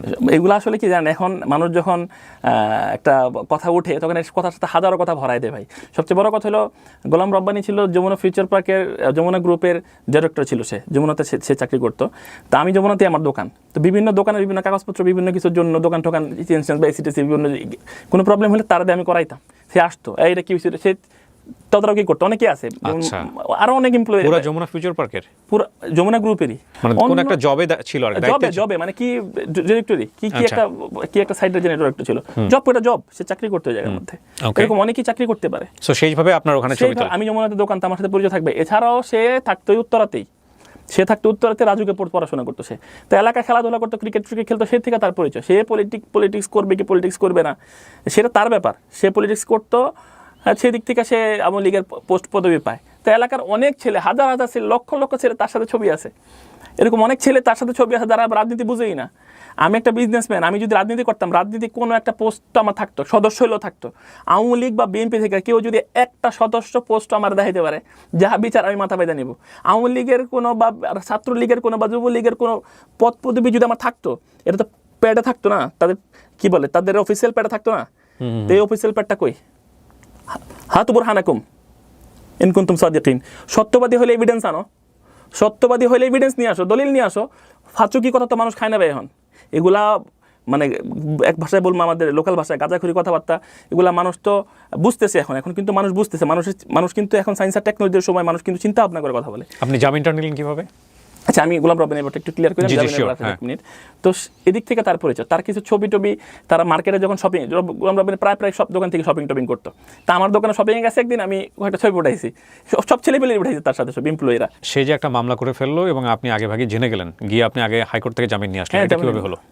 জামিন হইলাম যে আমি মামলা করছে, আপনি জানলেন কিভাবে? কে আপনাকে মামলা করলাম? থানা থেকেই। আমি যেহেতু পুলিশ গেছিল, পরবর্তীতে আমি যোগাযোগ করলাম, বললো যে আপনার নামে তো কমপ্লেন হয়েছে, ঠিক আছে, এটা আপনি কীভাবে কী করবো, কোথায় আছেন? পরে বললাম ভাই আমি তো সেটার নাম জানি, আমি কি খেয়াল নাই।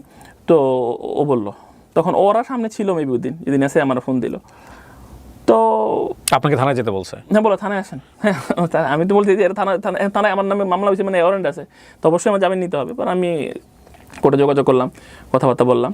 আমি যখন দেখলো তারা কাগজপত্র জানে এটা লিগেল হবে, আমি তো বাংলাদেশের নাগরিক, জামিন পাওয়া আমার মানে আমি নাগরিকত্বের রাইট এটা আমার। কিন্তু উনি বলছেন যে নারী নির্যাতন মামলার আইনে নাকি জামিন হয় না। উনি কোন আইনে পড়াশোনা করছে, কোন ল ইউনিভার্সিটিতে উনি পড়াশোনা করছে যে নারী নির্যাতন মামলার জামিন হয় না?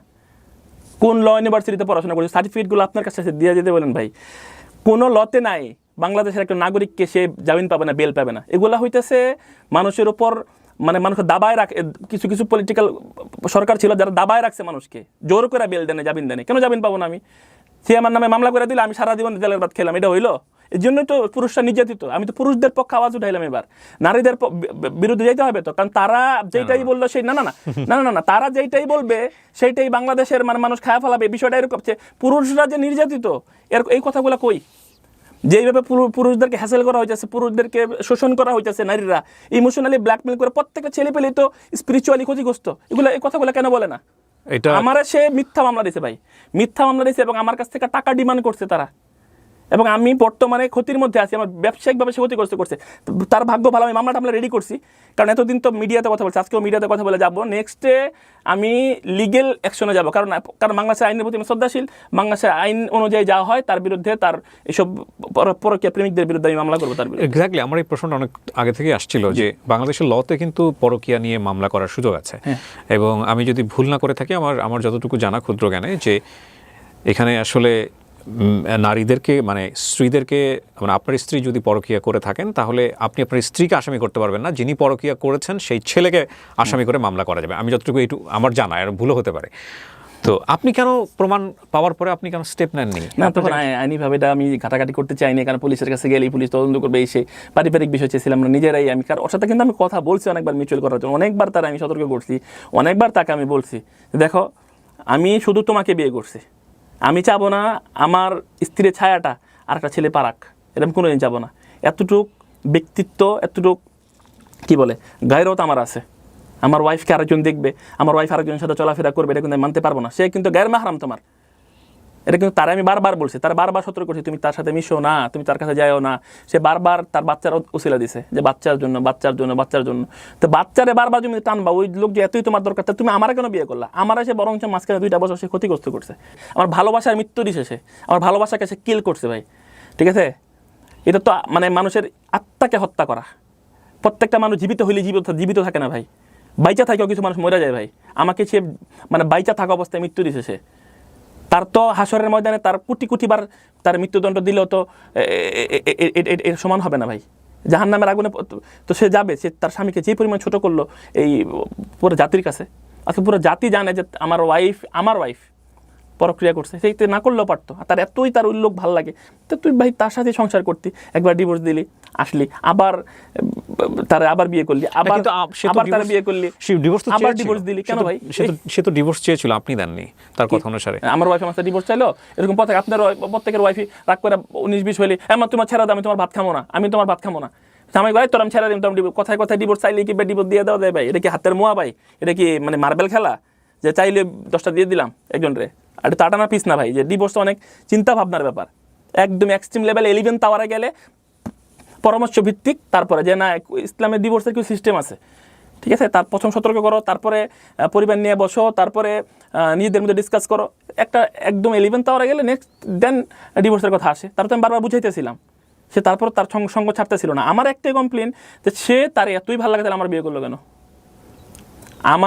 আমি যখন কেউ বিয়ে করব তার উপর সম্পূর্ণ রাইটস আমার আসবে, অধিকার আসবে, আমি এগুলো ইমপ্লিমেন্ট করবো তার জীবনে। এবং আমি চাবো আমার ওয়াইফ জান্নাতি হোক, আমার পরিবারের মানুষ জান্নাতি হোক, তাকে নিয়ে জান্নাতে থাকি। আমি তার একটা নাম দিয়েছিলাম জান্নাতের বাটারফ্লাই, যে তুমি জান্নাতে উড়বা, জান্নাতে থাকবা। এই দুনিয়ার সাময়িক 20-30 বছরের জীবনটা একটু না হয় ত্যাগ করো, একটু স্যাক্রিফাইস করো আল্লাহর জন্য। পর্দাপশিতা তো আমার দেয়া বিধান না, এটা আল্লাহর দেয়া বিধান। আল্লাহ কোরআনে কি বলছেন? অকরনা ফি বুয়ুতিকুন্না, নারীরা তাদের ঘরে অবস্থান করবে, ওয়ালা তাবাররুজনা তাবাররুজাল জাহিলিয়াতিল উলা, যে তোমরা জাহিলি যুগের অজ্ঞতার যুগের মেয়েদের মতো নিজেদেরকে প্রদর্শন করে মানুষের সামনে বেড়ায়ও না। এটা আল্লাহর দেয়া বিধান। অকরনা ফি বুয়ুতিকুন্না, নারীরা ঘরে অবস্থান করবে, সে ঘরে থাক, তারপর একান্ত প্রয়োজন হইলে সে তার ডক্টর কাছে যেতে হবে, তার একটা ফাস্টফুড খাইতে হবে, সে বের হবে, কিন্তু কন্টিনিউ সকাল দুপুর বিকাল সকাল দুপুর দিল্লি 3 বেলা বাইরে বাইরে ঘুরবে, এটা কেমনে হইলো? আর ফেসবুকে 5000-6000 ফ্রেন্ড মেনটেন করবে, এর মধ্যে 5000 ফ্রেন্ড ছেলে ফ্রেন্ড থাকবে, এটা কি হইলো? আর সবচেয়ে বড় কথা হলো ফেসবুকে সারাদিন অনলাইন মার্কেটিংয়ে থাকলাম, মানে অনলাইন বাজারে থাকলাম, সন্ধ্যার পরে প্র্যাকটিক্যাল বাজারে চলে গেলাম, মানে 24 ঘন্টা বাজারে থাকবো, সারাদিন অনলাইন থেকে শপিং করতেছি, এক বাজারে আছি, ভার্চুয়াল বাজারে, সন্ধ্যার পরে আবার এগুলো কেনাকাটা করার জন্য মানে প্র্যাকটিক্যাল বাজারে চলে গেলাম। এটা কোন ধরনের লাইফ ভাই? আল্লাহ তো দুনিয়াতে মানুষকে সাময়িক জীবন দিয়ে পাঠাইছেন, সে যদি প্র্যাকটিসিং হয়, সে যদি আল্লাহর রুলস রেগুলেশন মেনে চলে, তার জন্য ভালো। আর আমি তো তারে এইসব ফালতু কাজ করতে দিয়ে আমি নিজে জবাব দিয়ে তার মধ্যে পড়বো না। তারও তো সে তো দেখছে আমি কীরকম, সে বলতেছে যে আমাকেও তো দেখে বিয়ে করছে, আমি তোমারে ওই কথা বলি না যে তুমি আমার বিয়ে করার পরে যা ইচ্ছা তা করবা। আর সবচেয়ে বড় কথা হলো বিয়ের আগের জীবনটা আর বিয়ের পরের জীবনটা কিন্তু একটা। বিয়ের পরে তারও দায়িত্বশীল হইতে হবে, সে মা হয়েছে, সে আগেও একটা মা, স্বামীর কাছ থেকে সে মা হয়েছে, আমার কাছ থেকে সে মা হয়েছে। একটা মার জীবন কীভাবে লিড করতে হয় সেটা তার জানা উচিত, এবং সে স্বেচ্ছাচারিতা করতে পারে না ভাই। এখানে সে আমার 1-1.5 মাসের বাচ্চাকে চার বাসায় রাইখা যায়, সে তার আগের হাজব্যান্ডের সাথে ঘুরতে পারে না ভাই। এগুলা কোনোদিন 100% ভাই পাবো না, মানে এটা তো সে তার চেয়ে নিতেও জানে ভাই। এবং এখানে আমি অনেক কথা বলছি, আপনি অনেক কথা বলতেছেন, প্রত্যেকটা কথার এক্সাক্ট এভিডেন্স আপনার রেকর্ডিং সহ শোনাতে পারবেন না ভাই। এগুলো কেরামান কাতিবিন ইয়ালামুনা মা তাফআলুন, সম্মানিত ফেরেশতাগণ আছে, এগুলো সব লিপিবদ্ধ করে রাখছেন। আজকে দুনিয়াতে না হয় সে একটু লাইক কমেন্ট পাবে ভাই, একটু ভিউয়ার্স বাড়াবে, একটু ফলোয়ার বাড়াবে, হাসরের ময়দানে কই যাবে? হাসরের ময়দানে কই যাবে ভাই? সব কিছুর হিসাব দিতে হবে। ইয়াউমা তাশহাদু আলাইহিম আলসিনাতুহুম ওয়া আইদিহিম ওয়া আরজুলুহুম বিমা কানু ইয়ামালুন, সেদিন তার কাছ থেকে তার বিরুদ্ধে সাক্ষ্য দিবে। ইয়াউমা তাশহাদু আলাইহিম, তার পা, তার হাত এবং তার জিহ্বা সবকিছু আল্লাহর কাছে সেদিন সাক্ষ্য দিবে। ইয়াউমা তাশহাদু আলাইহিম। ডেফিনেটলি আপনি যদি ভুল করে থাকেন আপনারটা 100%। আমি যদি ভুল করি, আমি ভুলের ঊর্ধ্বে না, প্রথমেই বলছি আমারও ভুল হাজারো আছে, কোটি আছে, যেগুলো আমার ভুল না সেগুলো আমার উপর চাপাই দিলে অবশ্যই আমি সেগুলো খণ্ডন করব। এবং আমি মানুষ, প্রথমেই আমি বলছি কুল্লু বানি আদম খাত্তাউন ও খায়রুল খাত্তাইন আত-তাওয়াবুন, প্রত্যেক বনি আদম প্রত্যেকই ভুলের মধ্যে আছে এবং তাদের মধ্যে উত্তম ভুলকারী যে তওবা করে।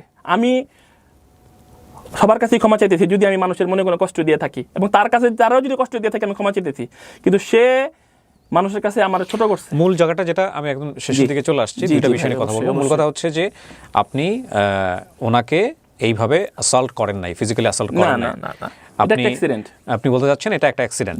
আর উনি বলতে চাচ্ছে যে আপনি ওনাকে ছুরি এবং হাতে চেন পেঁচিয়ে গিয়েছিলেন, হাতে চেন পেঁচিয়ে গিয়ে ওনাকে আপনি আঘাত করেছেন, এক পর্যায়ে ছুরি দিয়ে আপনি এটা টান দিয়েছেন। এটা ওনার এখানকার কথা আর কি। হ্যাঁ, উনি বলেছেন। আপনি কিছু বলতে চান? জি বলেন। দুইটা কথা ভুলে দাও পরে। হাতের মধ্যে চেন পেঁচে তারা আমি মারছি। হাতের মধ্যে চেন পেঁচে মারলে তো হাতের চেনটা কি এটা সবাই তো জানে, চেন কি, চেহারার প্রত্যেকটা জায়গা খুলে যায় তো তার। তো একটু একটু একটু একটু জাস্ট বিবেকবান মানুষের কাছে আমার প্রশ্নটা, আমি হাতে চেন পেঁচাই গেছি, তারে মারছি, তো চেন পেঁচাই গিয়ে তারে মারলে তার চেহারা কি, এবং চাকুও ছিল, থেতলাই যাইতো, চাকুর কথা বলতেছি, থেতলাই যাইতো, একদম থেতলাই যাইতো, সেটা তার চেহারায় হয় নাই। আমি বলছি সে পড়ে যায়, কাটে গেছে, পড়ে যায়, ব্যথা পাইছে।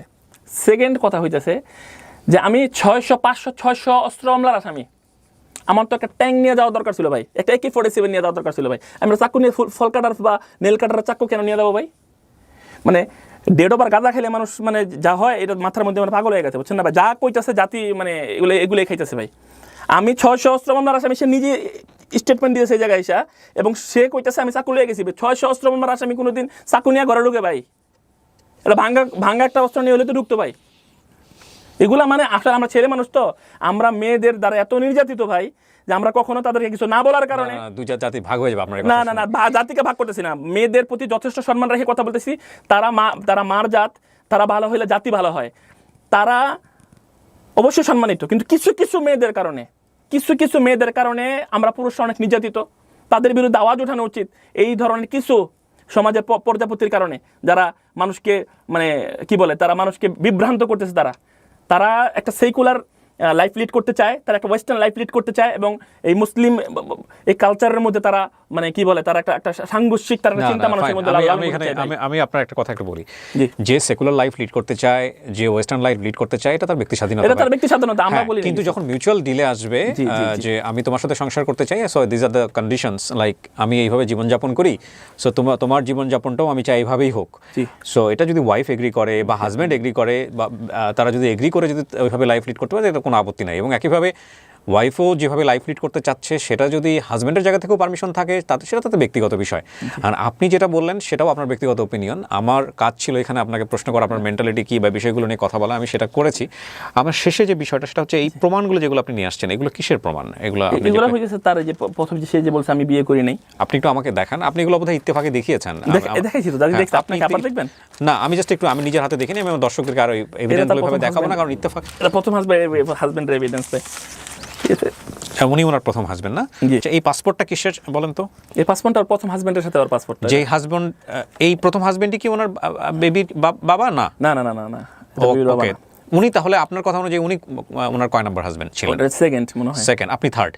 আমি থার্ড, বা ওকে 2বার ডিভোর্স দিলাম, আমি ফোর্থ।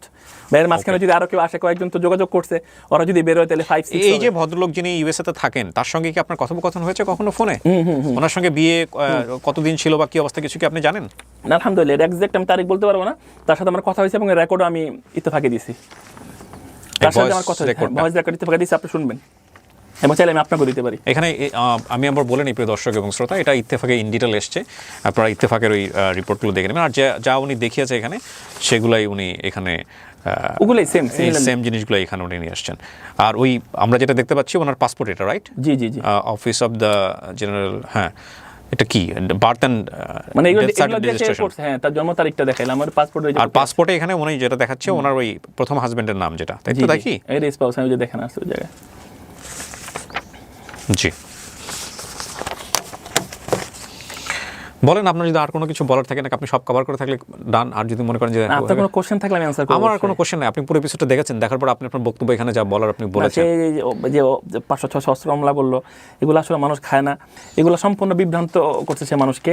হ্যাঁ, এর জন্য আসলে আমি মানে খুবই লজ্জিত যে এই ধরনের একটা মানুষকে আমি বিয়ে করছিলাম, যে তার হাজব্যান্ড সম্পর্কে কোনো কথা বলতে সে লজ্জাবোধ করতেছে না।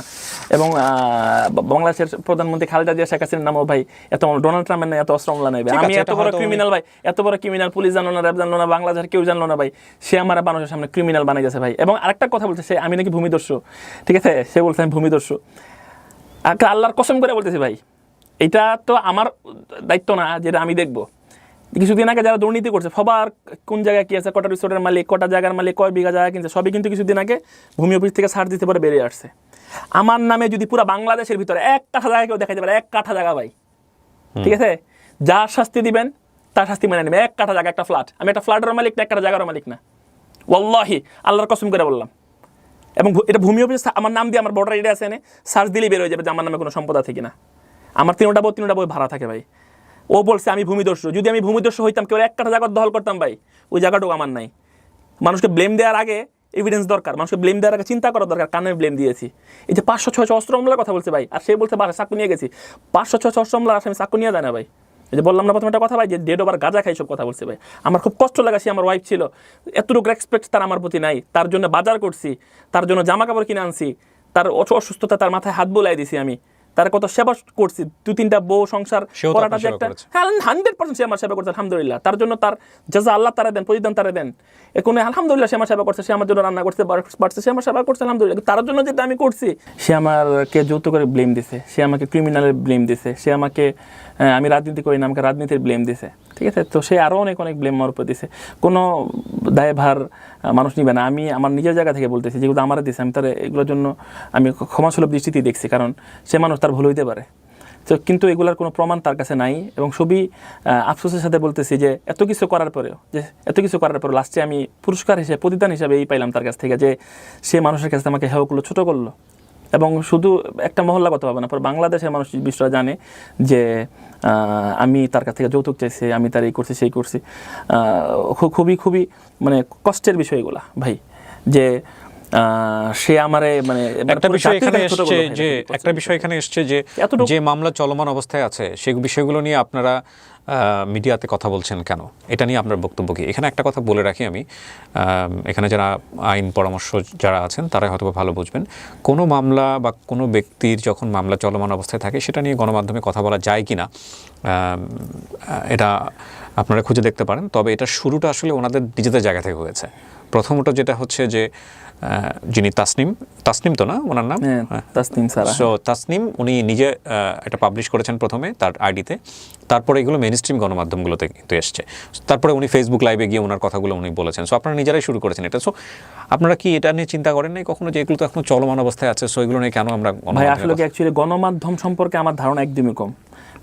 আমি কোনো মিডিয়া ব্যক্তিত্বই তো না, আপনারা তো সবাই একজন সাধারণ মানুষ, আমি সাধারণ বিজনেসম্যান, খুবই ক্ষুদ্র সাধারণ একজন মানুষ, ঠিক আছে? এবং মিডিয়াতে কীভাবে কথা বলতে হয় এবার এসে আমি শিখলাম।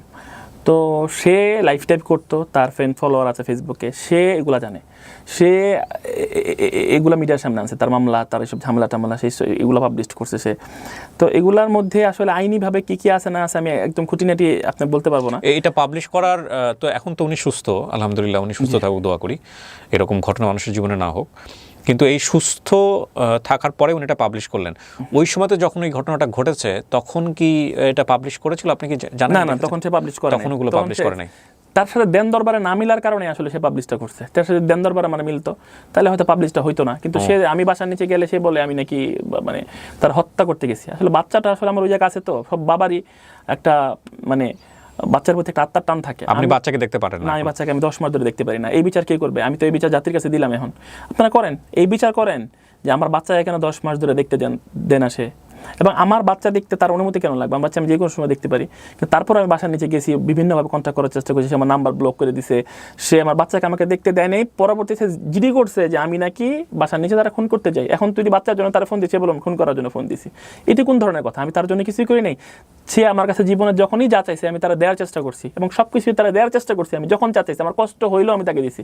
হ্যাঁ, টুকিটাকি কিছু জিনিস আমি তাকে হয়তো দিতে পারি নাই, বাট ম্যাক্সিমাম জিনিসগুলো আমি তাকে দিছি। এত অকৃতজ্ঞ হয়তো ঠিক না।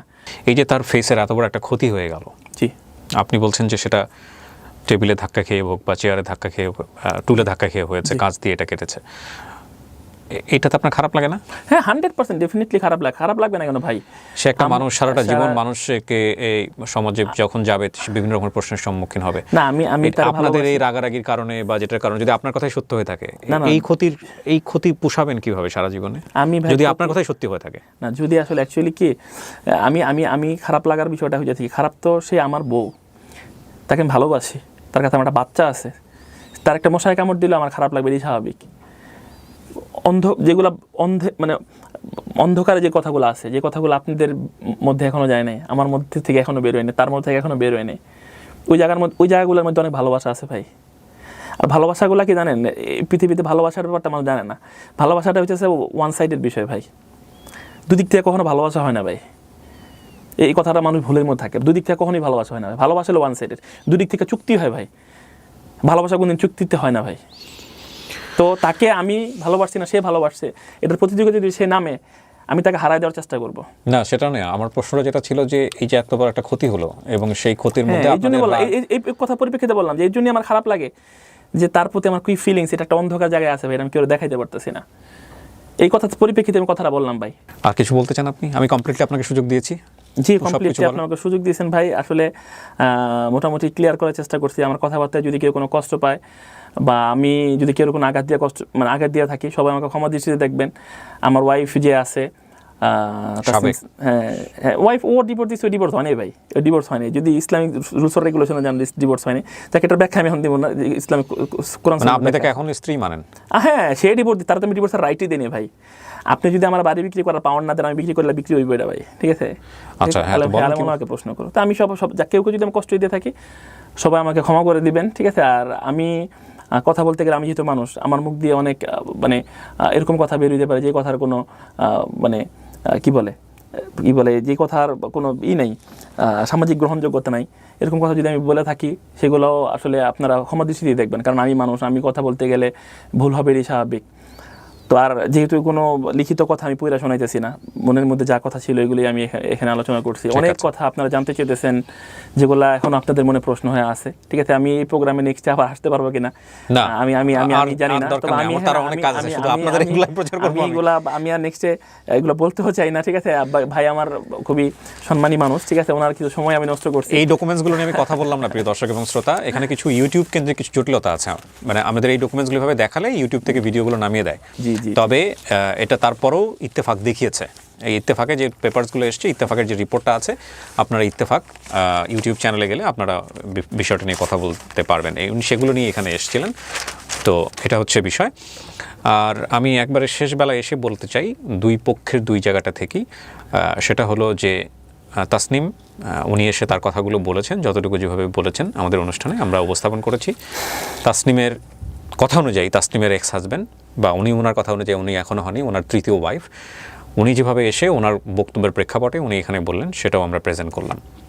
আমাদের এখানে একদম ক্লিয়ারলি একটা কথা বলে দিই, মহামান্য আদালত, যেহেতু মামলাটি বিচারাধীন অবস্থায় আছে, মহামান্য আদালতই যে সিদ্ধান্ত দেবেন সেটাই চূড়ান্ত সিদ্ধান্ত, এবং সেই সিদ্ধান্তের বাইরে কোনো কিছু চিন্তা করার বা আমাদের জায়গা থেকে কোনো কিছু বলার নেই এই অনুষ্ঠানের প্রেক্ষাপটে। সুতরাং তাসনিমের পক্ষে বা ওনার পক্ষে বা ওনার বিপক্ষে, ওনার পক্ষে কোনোভাবেই আমরা আমাদের অনুষ্ঠানটিকে তুলে ধরছি না। দুজনেই বক্তব্য দিয়েছেন, আমাদের জায়গা থেকে যে প্রশ্নগুলো ছিল সেগুলো আমরা তাদেরকে করেছি, তাদের জায়গা থেকে তারা বক্তব্য দিয়েছেন, আমরা বক্তব্যগুলো তুলে ধরেছি। একই সাথে যারা এই অনুষ্ঠানগুলো দেখলেন তাদেরকেও আমরা বলবো সহনশীল হওয়ার জন্যে। সত্য মিথ্যা, হ্যাঁ, আপনি হয়তো বা দুজনের বক্তব্য শুনে একটা জাজ করতে পারবেন, কিন্তু সেটার রাইট শুধুমাত্র আদালতের, সেটা আদালতেই হবে, বিচার হবে। আর নিজের জায়গা থেকে অনেক সময় অনুমান করা যায় যে হ্যাঁ উনি বোধহয় অপরাধী, উনি বোধহয় অপরাধী। যেহেতু আপনি নিজের চোখে দেখেননি, সুতরাং কাউকে বিশ্বাসও করার দরকার নেই, কাউকে অবিশ্বাসও করার দরকার নেই, বিচার হোক। আর এই বিষয়গুলো সামাজিক যোগাযোগ মাধ্যমে আসা উচিত কিনা সেটা নিয়ে একটা অন্য বিতর্ক হতে পারে। তবে আমি একটা কথা অবশ্যই বলবো, সামাজিক যোগাযোগ মাধ্যমে আসার বিষয়টা শুরু ওনারা নিজেরা দুজনেই করেছিলেন। কোনো গণমাধ্যম গিয়ে বা কোনো কন্টেন্ট ক্রিয়েটর গিয়ে তাদেরকে গিয়ে কিন্তু তাদের ব্যক্তিগত জীবন তুলে নিয়ে আসতে চেষ্টা করেননি। সুতরাং ওনারা যেহেতু নিজেরাই করেছিলেন, তারপর এটা মেইন স্ট্রিম মিডিয়াতে এসছে, তারপরে এটা কন্টেন্ট ক্রিয়েটরদের হাতে এসছে, এবং সেখানে আমিও উপস্থাপন করেছি বা আরও অনেকেই উপস্থাপন করেছে। হ্যাঁ, এই উপস্থাপনার মধ্যেও ভুল ত্রুটি থাকতে পারে, আলোচনা সমালোচনা অবশ্যই থাকতে পারে, তবে আমাদের মধ্যে যেন মিউচুয়াল রেসপেক্টটুকু থাকে দর্শকদের প্রতি এবং একই সাথে যারা ক্রিয়েশনে আছেন তাদের প্রতি, পারস্পরিক রেসপেক্ট। সো আমরা এখানেই শেষ করি। বিচার হোক এবং সেই বিচার যথোপযুক্ত বিচার হোক। যিনি অপরাধ করেছেন তিনি যেন শাস্তি পান, আর যিনি অপরাধী নন তিনি যাতে শাস্তি না পান, এই প্রার্থনা করেই আজকের অনুষ্ঠানটা শেষ করছি। অনেক ভালো থাকবেন আপনি। আসসালামু আসসালামু আলাইকুম আলাইকুম। ওয়া রাহমাতুল্লাহি ওয়া বারাকাতুহু।